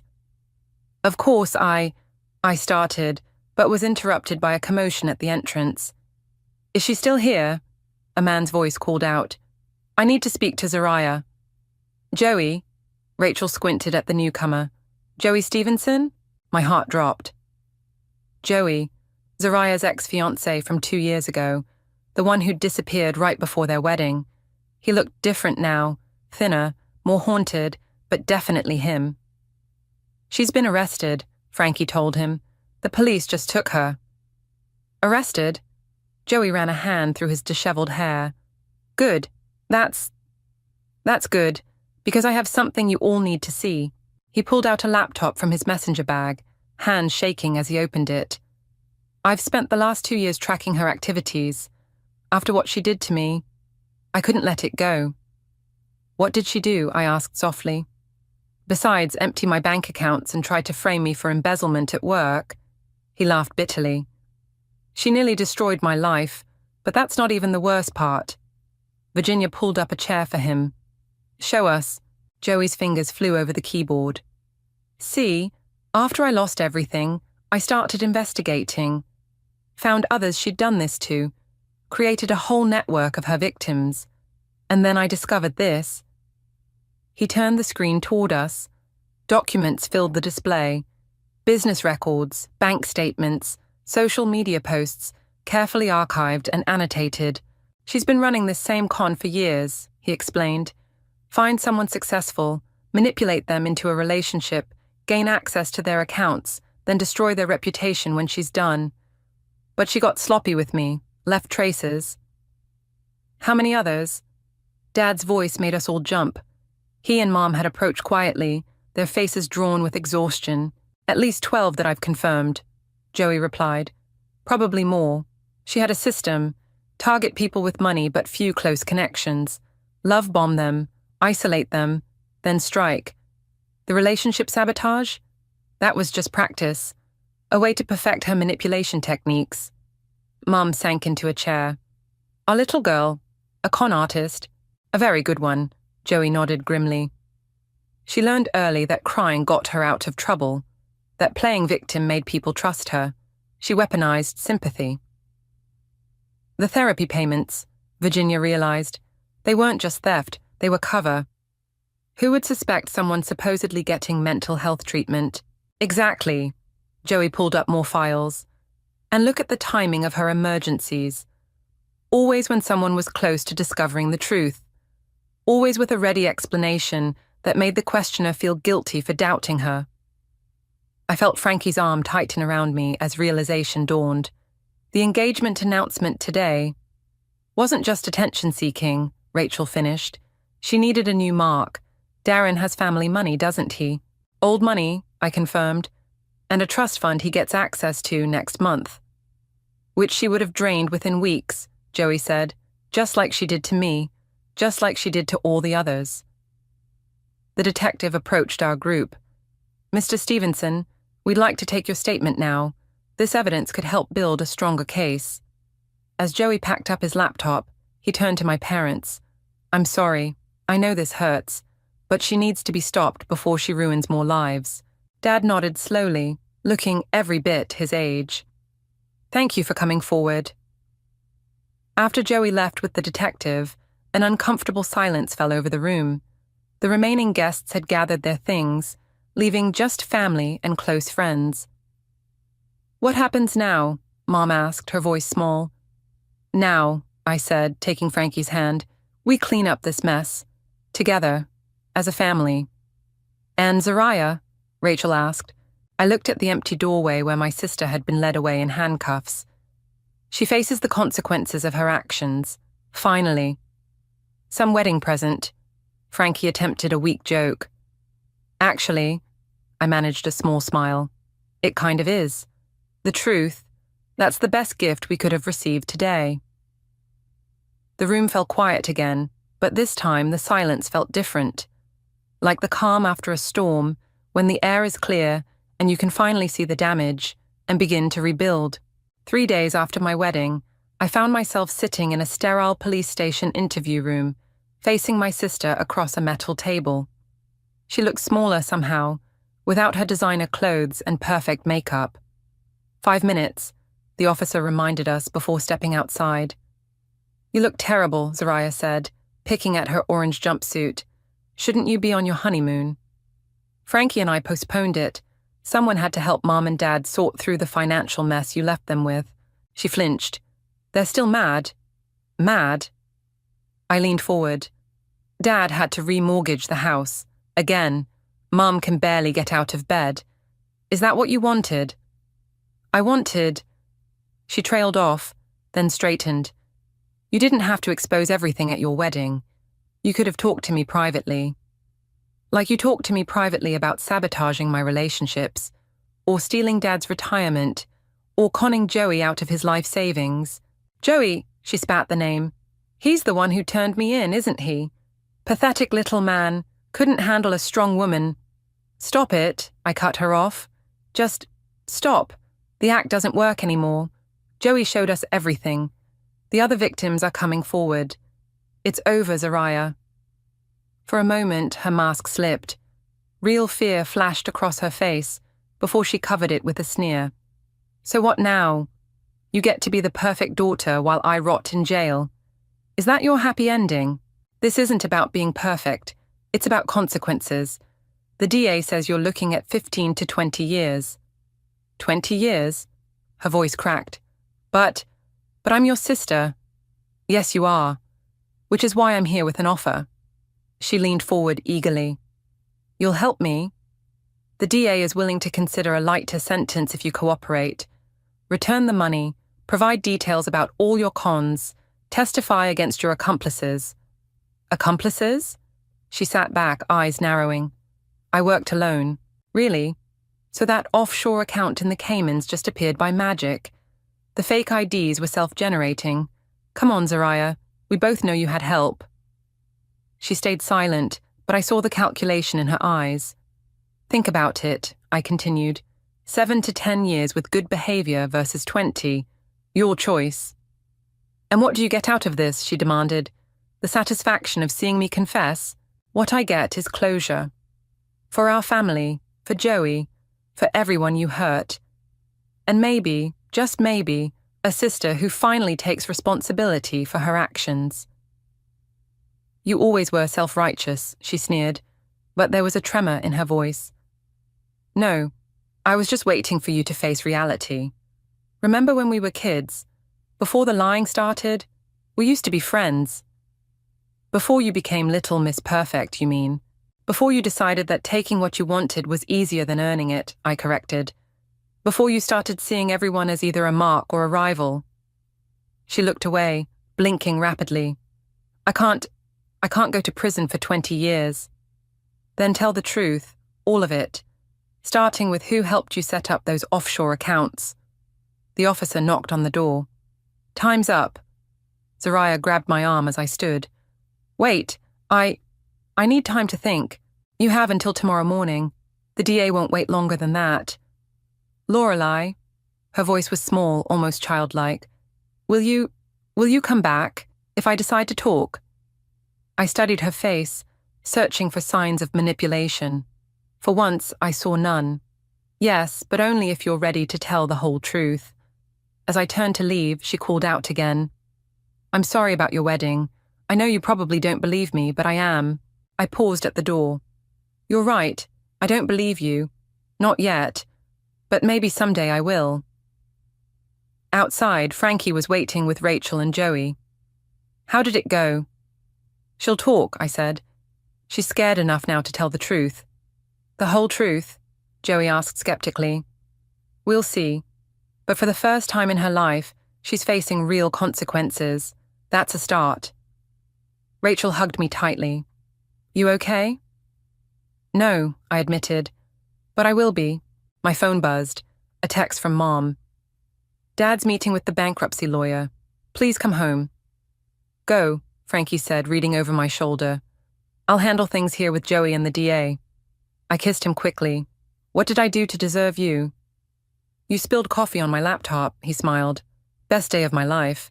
As I drove home, I thought about Zariah sitting in that cold interview room, finally facing the wreckage of her choices. Part of me felt guilty for exposing her, for choosing truth over family loyalty. But then I remembered Dad's face when he learned about his retirement fund, Mom's tears as she discovered decades of lies, Joey's destroyed life, and all the others Zariah had hurt. Sometimes love means letting someone face the consequences of their actions. Sometimes it's the only way they can change. Tomorrow would bring more revelations, more pain, more truth. But for now, I had a family to help rebuild. The courtroom fell silent as Zariah finished her testimony. She'd named names, provided account details, and exposed every aspect of her cons. For 3 hours, she'd laid bare a network of fraud that stretched across multiple states. "And you understand," the judge leaned forward, "that this testimony will be used in additional prosecutions?" "Yes, Your Honor."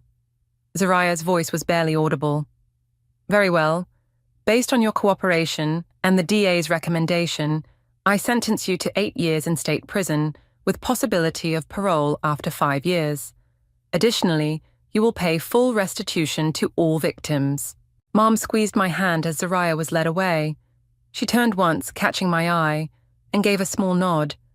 It wasn't forgiveness, but it was acknowledgement.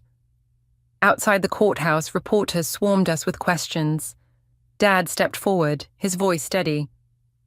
"Our daughter made terrible choices. She hurt people, including her family. Now she's taking responsibility for those actions. That's all we have to say." Back at the house, Virginia and Rachel had organized a small gathering. Not a celebration exactly, but a moment to breathe. Joey was there, looking more at peace than I'd seen him since the wedding. "The FBI caught Marcus this morning," he announced, showing us his phone. "He was trying to flee to Mexico with what was left of the money." "Marcus?" Mom looked confused. "Zariah's partner," I explained. "The one who helped her set up the fake accounts. Turns out he was running similar cons in 3 other states." "At least some good came from all this," Frankie said, wrapping an arm around me. "A lot of people will get justice now." Dad cleared his throat. "Speaking of justice," he pulled out an envelope. "This came today, from Zariah." Inside was a handwritten letter and a stack of documents. Mom's hand shook as she read aloud. "Dear Mom and Dad, I know sorry isn't enough, but I am sorry. Not just for the money, but for everything. I've signed over my condo and car to help with restitution. The bank accounts are next. It won't fix what I broke, but maybe it's a start. Love, Zariah." "She actually signed the transfer papers," Dad said quietly. "No games, no conditions." "It's something," I acknowledged. "A small step, but real." Rachel raised her glass. "To small steps, then, and to finally having the whole truth out in the open." "To truth," everyone echoed. As conversations flowed around me, I slipped outside to the back porch, the same porch where, as teenagers, Zariah and I used to share secrets and dreams. Before competition turned to sabotage, before attention-seeking became destruction. Frankie found me there, 2 cups of coffee in hand. "Penny for your thoughts?" "I was just thinking about choices." I took a cup. "How each little decision leads to bigger ones, until suddenly you're so far down a path you can't see the way back." "But there's always a way back," he said. "Zariah found it today. Your parents are finding it, rebuilding their trust in each other. Even Joey's finding peace. And us?" I turned to face him. "Are we okay? This wasn't exactly the romantic wedding story most couples get to tell. He laughed. Are you kidding? We got through family drama, financial fraud, and a criminal investigation in our first week of marriage. I'd say we're better than okay. From inside, we heard Mom laugh, a real laugh, the first in weeks. Through the window, I could see her showing Virginia old family photos, while Dad and Joey discussed plans for a support group for fraud victims. You know what the strangest part is? I said. I actually feel lighter, like all those years of covering for Zariah, making excuses, pretending everything was fine. That was the real burden. The truth usually is lighter, Frankie agreed, even when it hurts at first. My phone buzzed, a text from the prison social worker. Zariah would like to start family counseling when you're ready. I showed Frankie the message. What do you think? I think, he said carefully, that healing takes time, and work, and willingness to change. But if she's really ready, then maybe we all are, I finished. We stood there in comfortable silence, watching the sunset on what felt like the end of one chapter and the beginning of another. Not a fairy tale ending, those don't exist in real life, but something better, a true ending, hard-won and honest. Ready to go back in? Frankie asked. I took his hand, feeling the new weight of my wedding ring. Ready. Because that's what life is, really. Not perfect moments or dramatic revelations, but small choices. The choice to face truth, to allow consequences, to offer chances for redemption. The choice to love anyway, even when it's complicated. Especially when it's complicated. I stared at my phone screen in disbelief, my hands shaking, as I read the headline again. Nina Hopkins wins prestigious Horizon Science Award for groundbreaking renewable energy research. My sister had just won an award for my work, my research, my life's passion. I'm Amara, and until today, I thought being a scientist meant standing for truth. I've spent the last 3 years developing a revolutionary method for storing solar energy using organic compounds. Late nights in the lab, countless failed experiments, and endless data analysis, all stolen with a USB drive and a fake smile. Did you see the news? Lexi burst into my lab, her face flushed. Amara, that's your research. How did Nina even... She took my backup drive during Dad's birthday dinner last month, I said, my voice barely above a whisper. Remember when she insisted on seeing my lab, said she was just proud of her little sister? The memory made me sick. Nina had always been the golden child, charming, social, the one who could do no wrong. But this was a new low. My phone buzzed again. Dad's message popped up. Family dinner tonight to celebrate Nina's award. Be there by 7. No excuses. You have to tell them, Lexi said, gripping my shoulder. Show them your original research files, the timestamps, everything. I laughed bitterly. You think they'll believe me over Nina? Dad's probably already planning her victory speech. Just then, Logan appeared in the doorway, his usual calm demeanor replaced with concern. Amara, I just heard. This is serious. The demonstration is in 3 weeks. Nina can't possibly explain the complex chemical processes involved. The demonstration? Lexi's eyes widened. Part of the award, I explained. A plan slowly forming in my mind. The winner has to demonstrate their research live, in front of the entire scientific community. Logan nodded. And the media. It's quite the spectacle. I stood up, suddenly energized. Then that's where she'll fall. Nina may have stolen my research, but she can't steal my understanding. She'll have to explain every reaction, every process. Amara, Lexi warned, this isn't about revenge, I interrupted. It's about truth. Science is built on integrity, and I won't let her mock that. That evening, I walked into my parents' house, the familiar scent of Mom's lasagna, doing nothing to settle my churning stomach. Nina was already holding court in the living room, surrounded by our parents and a few relatives. Little sis, she beamed, pulling me into a hug. Can you believe it? All those hours in the lab finally paid off. I felt bile rise in my throat, but forced a smile. Congratulations. The demonstration should be interesting. Something flickered in her eyes. Fear, maybe, but she recovered quickly. Oh, I can't wait to show everyone. Dad, did I tell you about the organic compound matrix? As Nina launched into a garbled explanation that made me cringe, Dad beamed with pride. Mom kept taking photos, probably for social media. Nobody noticed my white knuckles or clenched jaw. A toast. Dad raised his glass. To Nina, following in my footsteps in the scientific community. I always knew you had it in you. I couldn't help myself. Really, I thought you said Nina barely passed her chemistry classes in college. The room went silent. Nina's smile faltered. Amara, Mom scolded. Don't be jealous. This is your sister's moment. Yeah, Amara, Nina added, her voice honey-sweet, but her eyes cold. We can't all be winners. I stood up abruptly. I need some air. Outside, I leaned against the porch railing, taking deep breaths of the cool evening air. My phone buzzed. A message from Logan. Committee head Sadie Mack wants to meet Nina tomorrow to discuss technical details. Thought you should know. A small smile played on my lips. Nina might have stolen my research, but she couldn't steal years of knowledge. The demonstration would be her undoing. I just had to wait. Everything okay? Dad's voice startled me. He joined me on the porch, concern etched on his face. Dad, I started, then stopped.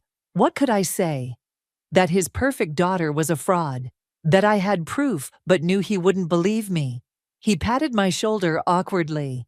I know it's hard seeing your sister succeed in your field, but you'll have your moment too, sweetheart. I looked at him, this man who had inspired my love of science, who had taught me about integrity and truth.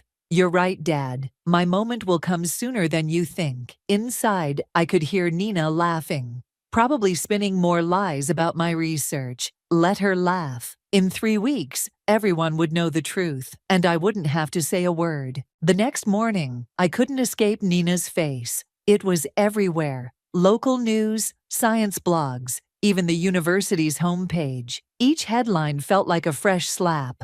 Local scientist makes breakthrough. Hopkins' sister revolutionizes solar energy storage.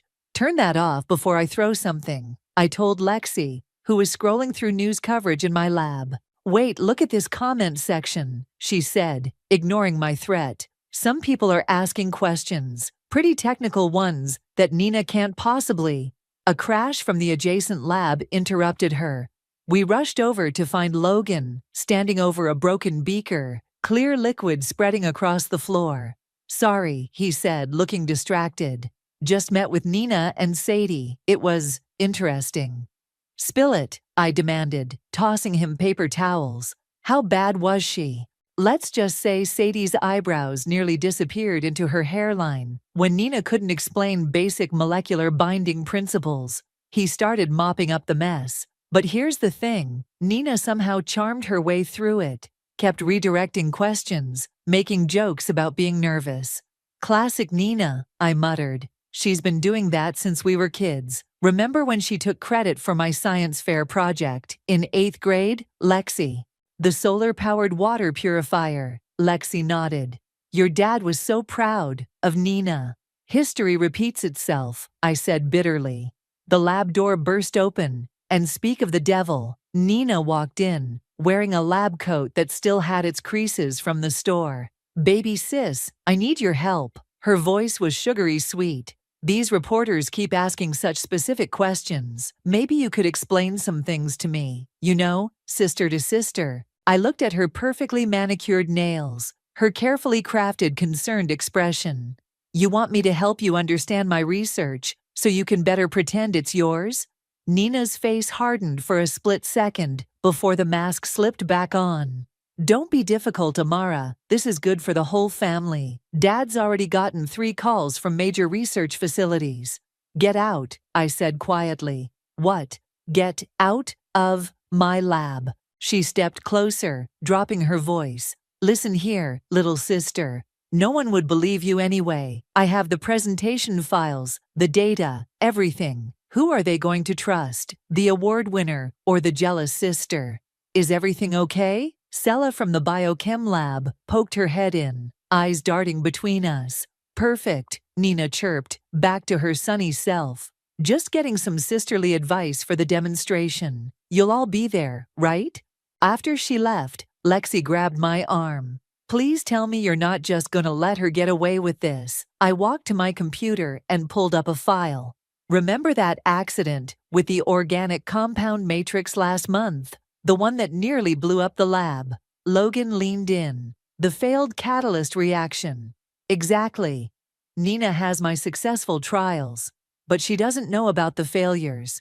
About what happens if you don't adjust the pH levels. Exactly right.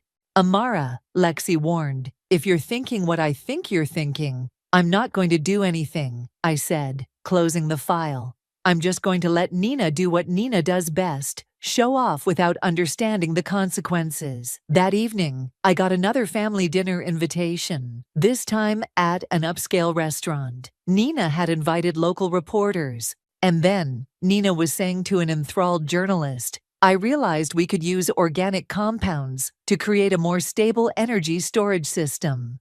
Under the table, I dug my nails into my palms. Fascinating, the reporter gushed. Can you explain the chemical process? Nina's smile flickered.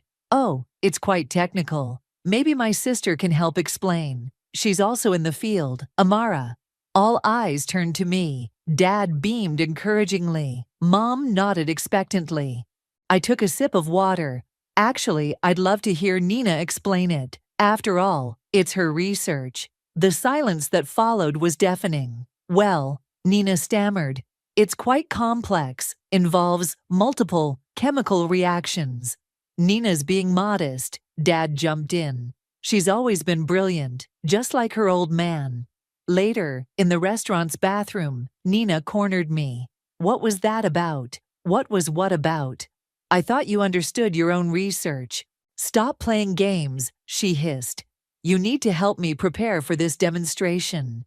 Your little passive-aggressive act could ruin everything. I washed my hands slowly. You know what, Nina? For once in your life, you're going to have to face the consequences of your actions. And I'm going to enjoy watching every second of it. As I left the bathroom, my phone buzzed. A message from Logan. Sadie's scheduled a pre-demonstration review. Nina has to explain the entire process, step by step. I smiled at my reflection in the mirror. Sometimes karma needs a little push, and science has a way of exposing the truth. 2 weeks before the demonstration, I found myself in the university cafeteria with Lexi, picking at a salad while she read me Nina's latest interview. The breakthrough came to me during a midnight inspiration. Lexi read, rolling her eyes. I've always been fascinated by sustainable energy solutions. That's rich, I snorted. She called solar panels, those roof things, last Christmas. Amara, Nina's voice, rang across the cafeteria. She was walking toward us, with Sadie, the award committee head. My stomach clenched. Just the person we needed, Sadie said, pulling up a chair. Nina was just explaining the catalyst modification process, but I'd love to hear your thoughts on it. Nina's smile remained fixed, but her eyes screamed panic. Oh, Sadie, we shouldn't bother Amara during her lunch. No, please, I said, sitting straighter. I'd love to hear Nina's explanation first. Always learning from my big sister. Sadie turned to Nina expectantly. Yes, you were saying about the molecular binding. Well, Nina fumbled with her water bottle. It's quite technical. Perhaps we should schedule a proper meeting. Actually, I cut in. I'm curious about how you handled the temperature fluctuation issues during the catalysis stage. That must have been challenging. Nina's face went pale. Before she could respond, her phone buzzed. Oh, important call. Excuse me. As Nina practically ran from the cafeteria, Sadie watched her go, with narrowed eyes. Interesting, she murmured, then turned to me. Ms. Hopkins, I'd love to hear your thoughts on the research sometime. Perhaps over coffee. I'm sure Nina wouldn't appreciate that, I said carefully. Sadie's expression was unreadable. Perhaps not. After she left, Lexi grabbed my arm. Did you see Nina's face? She's terrified. Good, I said, but my satisfaction was interrupted by a memory. Daddy, look. I was 12. Proudly holding up my science project. I made a mini wind turbine. That's nice, sweetie, Dad said distractedly. Nina, tell me more about your debate team victory. Nina, 16, and already perfect, launched into another story about her triumph. I quietly took my project back to my room, adding it to the pile of achievements that would never be quite good enough. Earth to Amara, Lexi waved her hand in front of my face. Where'd you go? Just remembering something, I said, shaking off the memory. Logan appeared at our table, looking worried. Nina's in the lab, trying to recreate your experiments. She's going to hurt herself, or worse, blow something up. We rushed to the lab. Through the window, I could see Nina randomly mixing chemicals, her movements frantic. Stop, I burst in. That combination is highly reactive. Nina jumped, nearly dropping a beaker. What are you doing here? Stopping you from causing an explosion, I snapped, grabbing the chemicals. These compounds need precise measurements and specific conditions. You can't just mix them randomly. Then help me, she pleaded. I know I messed up, but I can't fail at this demonstration. Dad's already told everyone. His colleagues are coming. Of course, I laughed bitterly. It's always about Dad's pride, isn't it? That's not fair. Fair? I slammed the beaker down. You stole my research that could have launched my career, but you couldn't stand the thought of your little sister succeeding, could you? You don't understand, Nina's voice cracked. Dad never looked at me the way he looks at you when you talk about science. I was just the debate team girl, the social butterfly, never the brilliant one. So you stole my work? I found the drive, and I just wanted him to be proud like that, just once. For a moment, I almost felt sorry for her. Then I remembered all the times she'd taken credit for my work.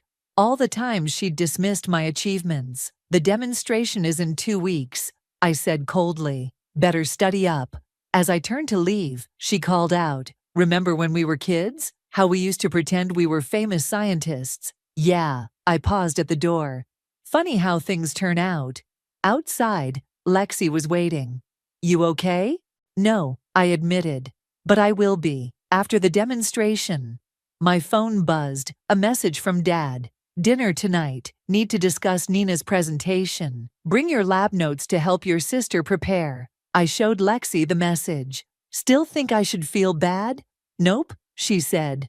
Let karma do its thing. I looked back through the lab window. Nina was staring at the chemicals like they were written in alien language. In 2 weeks, everyone would know the truth. The thought should have made me happy, but instead, I felt a strange mix of satisfaction and sadness. Some family bonds, once broken, can never be repaired, but some truths need to be told, no matter the cost. 10 days before the demonstration, the whispers started. I first noticed them in the research wing. Scientists huddled in corners, conversations stopping when Nina walked by. My sister's confident strut had devolved into a nervous shuffle. Did you hear? Logan cornered me by the coffee machine. Nina completely bombed the preliminary review meeting, couldn't explain basic principles of her own supposed research. Her research? Sela appeared behind us, eyebrows raised. That's interesting, because I distinctly remember Amara explaining those exact processes months ago. I poured my coffee carefully. I'm sure Nina has an explanation. Oh, she had several. Logan smirked. None of them made sense.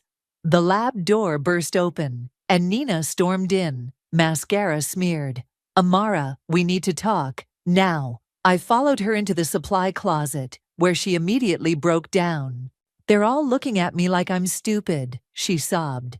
Sadie keeps asking these impossible questions, and everyone's whispering. And Dad's invited the entire department to the demonstration.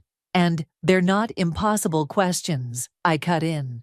They're basic concepts that anyone who did this research would understand. Please, she grabbed my arm. Just help me understand enough to get through the demonstration. I'll tell everyone you helped with the research. I stared at her. Helped? Nina, it's my research, every bit of it. And you know what's funny? If you'd asked, I probably would have collaborated with you. You don't understand the pressure I'm under, she hissed. Dad's always bragging about his brilliant younger daughter, the real scientist. Do you know how that feels? About as good as watching someone else take credit for your life's work, I imagine. A knock interrupted us. Nina, it was Sadie. We need to discuss some discrepancies in your methodology. Nina's face went white. I slipped out of the closet as Sadie entered, catching snippets of their conversation. Fundamental inconsistencies in your understanding. Cannot proceed without clear explanations. Integrity of the award at stake.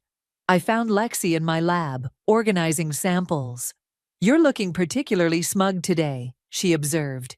The truth has a way of surfacing, I said, checking my phone. 3 missed calls from Dad. Right on cue, he burst into the lab. Amara, why aren't you helping your sister? She's falling apart. Dad, no excuses. This is a family moment. Nina needs us. She's under so much pressure.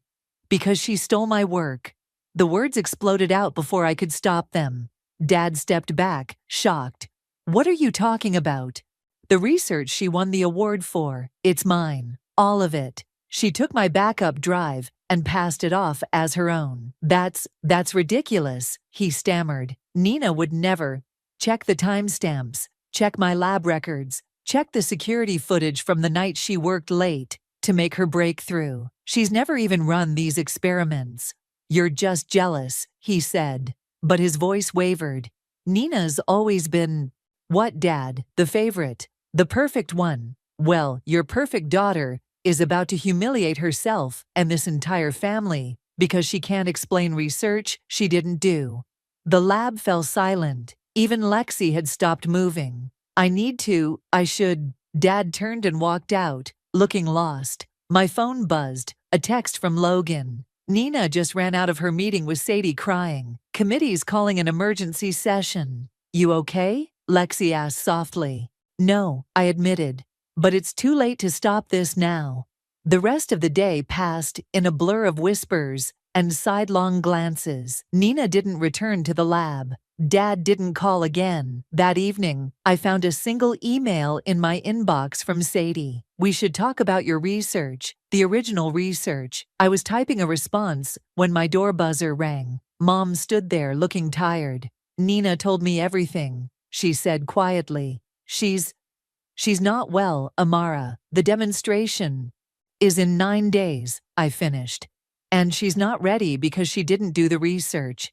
Can't you help her? For the family. I thought about all the family dinners where my achievements were footnotes to Nina's stories. All the times I swallowed my pride and stayed quiet. No, Mom, not this time. She left without another word. My phone buzzed again. A message from an unknown number. This is Sadie. Committee meeting tomorrow at 9 a.m. Your presence is required. I forwarded the message to Lexi, who responded immediately. The house of cards is falling. Looking out my window at the darkening sky, I thought about Nina, probably crying in her apartment. About Dad, his world of perfect family dynamics crumbling. About years of living in shadows and swallowing truth. Sometimes karma needs a catalyst, and sometimes that catalyst is simply refusing to help hide a lie any longer. The committee room felt colder than usual that morning. Sadie sat at the head of the long table, flanked by 4 stern-faced committee members. Nina slumped in her chair, eyes red-rimmed. I took my seat quietly, noting the stack of papers in front of Sadie. Let's begin, Sadie said, adjusting her glasses. Nina, please explain the molecular binding process in your energy storage system. Nina's voice quivered. Well, the molecules, they bind together. Specifically, Sadie pressed, walk us through the exact chemical reaction. I'm just nervous. Nina's laugh sounded hollow. Amara, maybe you could… No. Sadie cut in sharply. We need to hear this from you. The silence stretched painfully. I watched my sister crumble under the weight of her lies, remembering all the times she'd stolen my spotlight with her easy charm and quick deflections. Not today. Perhaps, one committee member suggested, you could explain why the catalyst needs precise pH levels. Nina shuffled her papers desperately. The pH levels are important because the door burst open. Dad strode in, looking like he hadn't slept. I demand to know what's going on here, he announced. My daughter is being harassed. Mr. Hopkins, Sadie said coolly. This is a closed meeting. I've been reviewing Amara's lab records, Dad continued, ignoring her. And Nina's supposed breakthrough timeline doesn't add up. Nina's head snapped up. Daddy, please. When exactly did you develop this research, Nina? His voice cracked. Because according to the lab logs, you've barely spent 10 hours total in any research facility this year. I worked from home, Nina stammered. With what equipment? I finally spoke. The specialized catalysts, the molecular spectrometer, the temperature-controlled environment chamber. Enough, Sadie interrupted. Nina, we've reviewed the security footage from the nights you claim to be working. We've examined your badge access records. We've compared your methodology documents with previously submitted research papers. She paused, letting each word land like a hammer blow. Would you like to explain the remarkable similarities we found with your sister's work? Nina burst into tears. Everyone expected so much. And Amara makes it look so easy. Easy? I stood up, anger finally boiling over. I spent 3 years developing this research. 3 years of failed experiments, missed family events, sleepless nights. You think it was easy? You always were Dad's favorite, Nina shot back. Perfect little scientist Amara, following in his footsteps. That's not true, Dad said quietly. Nina, I was always proud of you too. Your debates, your social skills. My social skills, Nina laughed bitterly. That's what you were proud of, while you bragged about Amara's scientific achievements. Ladies, Sadie cut in firmly. This family drama, while fascinating, doesn't change the facts. Nina, we have no choice but to rescind the award. The room fell silent. The demonstration is cancelled, Sadie continued. We'll issue a public statement. No, Nina pleaded. Please, you can't. The humiliation. Should have thought about that before stealing my research, I muttered. Dad stepped forward. There must be some way to handle this quietly. Science is built on integrity, Sadie said firmly.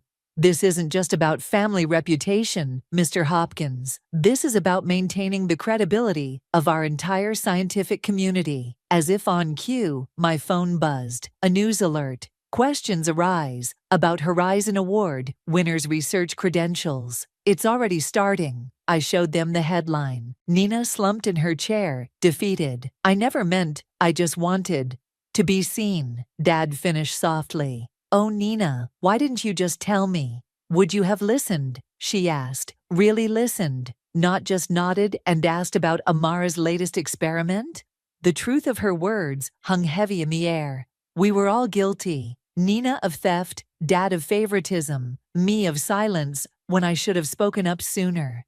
The committee will need your formal statement, Sadie told me. As the original researcher, I nodded, watching Nina gather her things with trembling hands. Dad looked lost, standing between his daughters, unable to fix this with his usual charm and influence. Amara, Nina paused at the door. I am sorry, not for getting caught, but for everything. For all the times I couldn't just let you shine. Save it, I said, turning away. But as she left, I caught Dad's eye. The pain there matched my own. The pain of a family fracturing under the weight of long-buried truths. Sadie cleared her throat. Well, shall we discuss your research properly now, Amara? I sat down, straightening my papers. Through the window, I could see Nina and Dad walking across the campus, their shoulders bent, no longer the perfect father-daughter duo they'd pretended to be. Sometimes victory tastes more like ashes than champagne. The news spread like wildfire. By evening, every major scientific journal had picked up the story. My phone wouldn't stop buzzing with notifications and messages from colleagues I hadn't heard from in years. "You're trending on Twitter," Lexi announced, sprawled on my lab couch. "Sisterly deception and science fraud are the top hashtags." "Great," I muttered, trying to focus on my work. "Just what I always wanted." Logan burst in, waving his tablet. "Have you seen the latest? Nina's given an interview." My stomach dropped. "What did she say?" "Actually," he scrolled through the article, "she came clean, admitted everything, says she's seeking therapy for her competitive issues, and apologizes for undermining the scientific community's trust." "Damage control," Lexi scoffed. Before I could respond, Dad appeared in the doorway. He looked older somehow, his usual confident posture replaced by something more hesitant. "Can we talk?" he asked quietly. Lexi and Logan exchanged glances before making themselves scarce. "If this is about Nina," I started. "It's about me," Dad interrupted, sitting heavily on a lab stool. "I've been thinking about what Nina said, about favoritism, about not listening." "Dad, you don't have to." "Yes, I do." He picked up one of my research papers, turning it over in his hands. "I was so excited when you showed interest in science. It was like seeing myself at your age. And Nina wasn't me," I finished. "I pushed her away," he admitted. "Every time she tried to connect in her own way, I compared her to you, to me. I helped create this mess." The lab felt too small suddenly, too full of years of unspoken words. My phone buzzed again. "Mom, family dinner tonight. No excuses. We need to talk." "She's texted me too," Dad said, seeing my expression. "Nina will be there." "I can't." I shook my head. "It's too soon." "Please," he stood up. "We need to fix this, as a family." Hours later, I found myself standing outside my parents' house, heart pounding. Through the window, I could see Nina already at the dining table, looking smaller somehow, without her usual confident facade.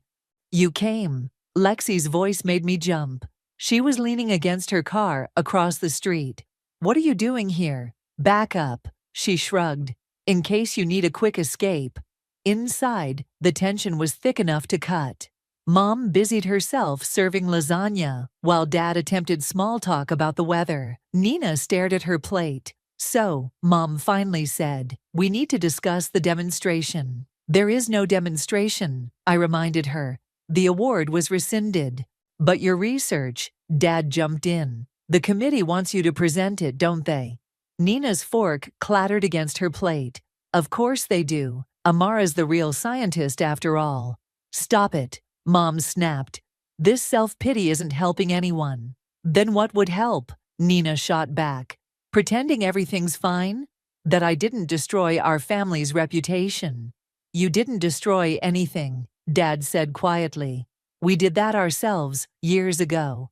The silence that followed was deafening. "I got offered a position at Stanford," I said suddenly. "Everyone looked at me. They want me to continue my research there, lead my own team." That's wonderful," Mom managed. "When do you leave?" Nina asked, her voice small. "Next month, after I present my research to the committee." "Amara," Nina started, then stopped. Tried again. "The research, it really is brilliant. I knew it the moment I read it. That's why I—" She trailed off. "Wanted it for yourself," I finished. She nodded, tears falling. "I'm seeing someone, a therapist. She's helping me understand why I always needed to compete with you." Dad reached across the table, taking both our hands. "We all need help understanding some things." My phone buzzed, Lexi checking in. Through the window, I could see her still waiting faithfully across the street. "I have to go." I stood up. "I have a presentation to prepare for." "Amara," Nina called as I reached the door. "For what it's worth, I'm proud of you. I always was. I just couldn't show it right." I paused, hand on the doorknob. Maybe you could come to the presentation, see the research done right this time." The hope that flickered across her face made my chest tight. Outside, Lexi pushed off her car. "How'd it go?" I looked back at the house, at my family visible through the window. "Broken, but maybe," just maybe, not beyond repair. Ask me after the presentation, I said. Some experiments need time to show results. The auditorium buzzed with anticipation. Every seat was filled. Scientists, reporters, students, and in the front row, my family.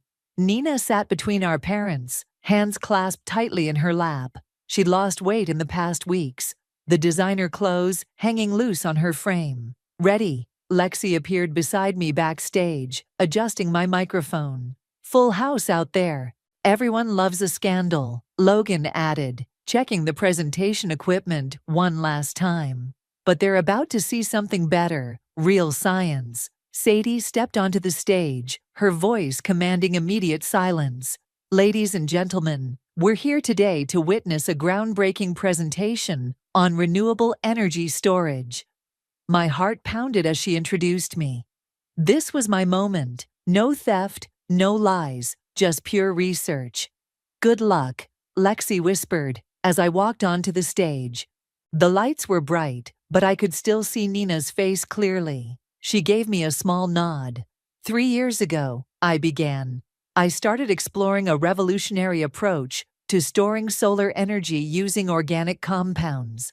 The presentation flowed naturally. Every equation, every reaction, every principle, I knew them intimately. They were mine. The audience leaned forward in their seats as I demonstrated the molecular binding process, explaining each step with clarity and confidence. The key breakthrough, I continued, pulling up the critical data, came when we discovered that adjusting the pH levels of the catalyst could significantly increase storage capacity.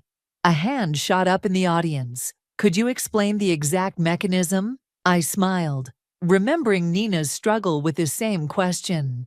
Of course, the catalyst works by... The explanation rolled off my tongue effortlessly. In the front row, Dad's eyes shone with tears. Mom squeezed Nina's hand. Then came the live demonstration. The moment that would have exposed Nina's theft if she'd made it this far. I carefully mixed the compounds, explaining each step. Watch closely, I said, adding the catalyst. The color change indicates successful binding. The solution shifted from clear to brilliant blue. Gasps rippled through the audience. And now, I continued, we can measure the energy storage capacity. The readings appeared on the screen behind me, proving everything I'd claimed. The audience burst into applause. Questions? Sadie asked, joining me on stage. Dozens of hands shot up.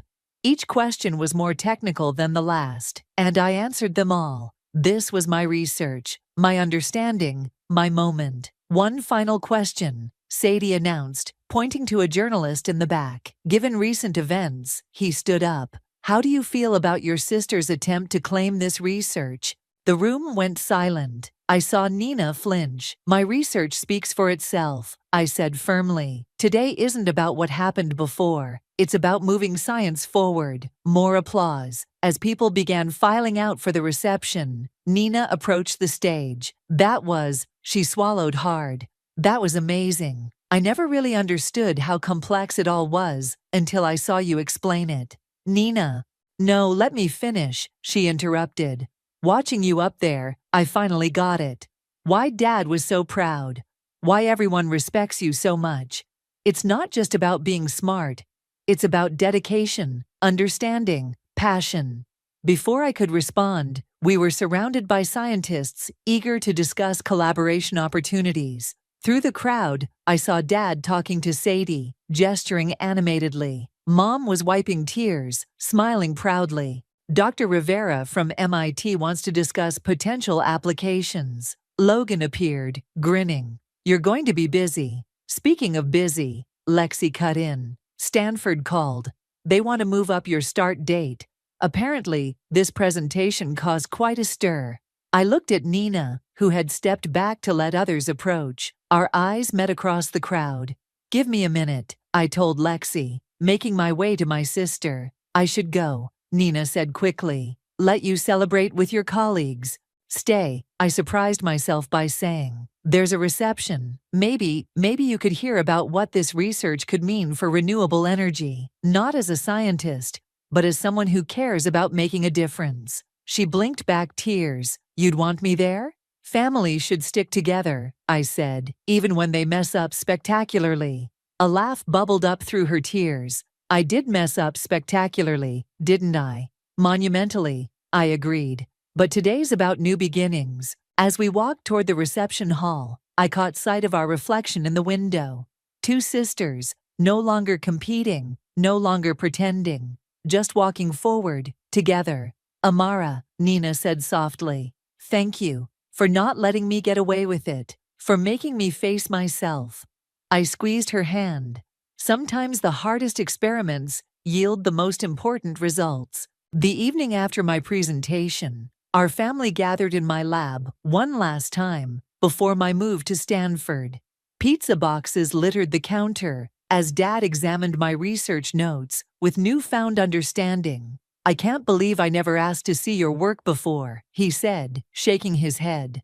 All these years. Well, you're looking now, I smiled, showing him my latest data. See how the molecular structure changes under different conditions. Nina sat quietly in the corner, watching us. She'd spent the afternoon helping me pack, carefully wrapping delicate equipment, while we talked about everything and nothing. Your sister's going to change the world, Lexi declared, walking in with more boxes.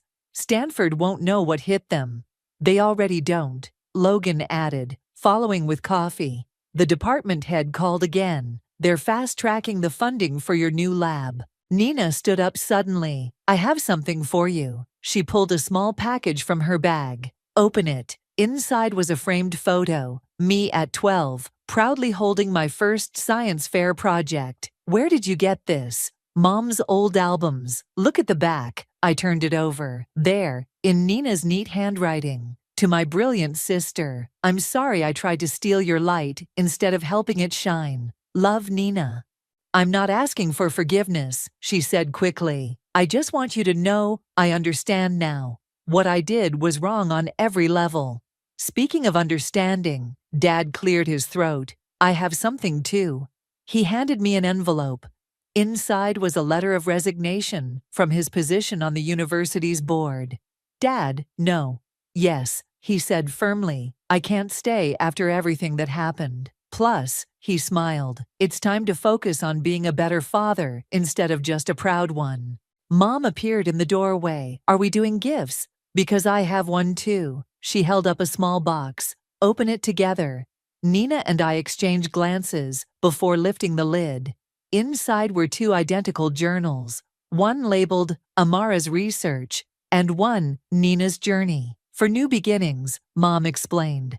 Amara can document her work at Stanford, and Nina can write about her therapy progress and finding her own path. Mom, Nina's voice cracked. No more comparing, Mom said firmly. No more favorites, just two daughters finding their way.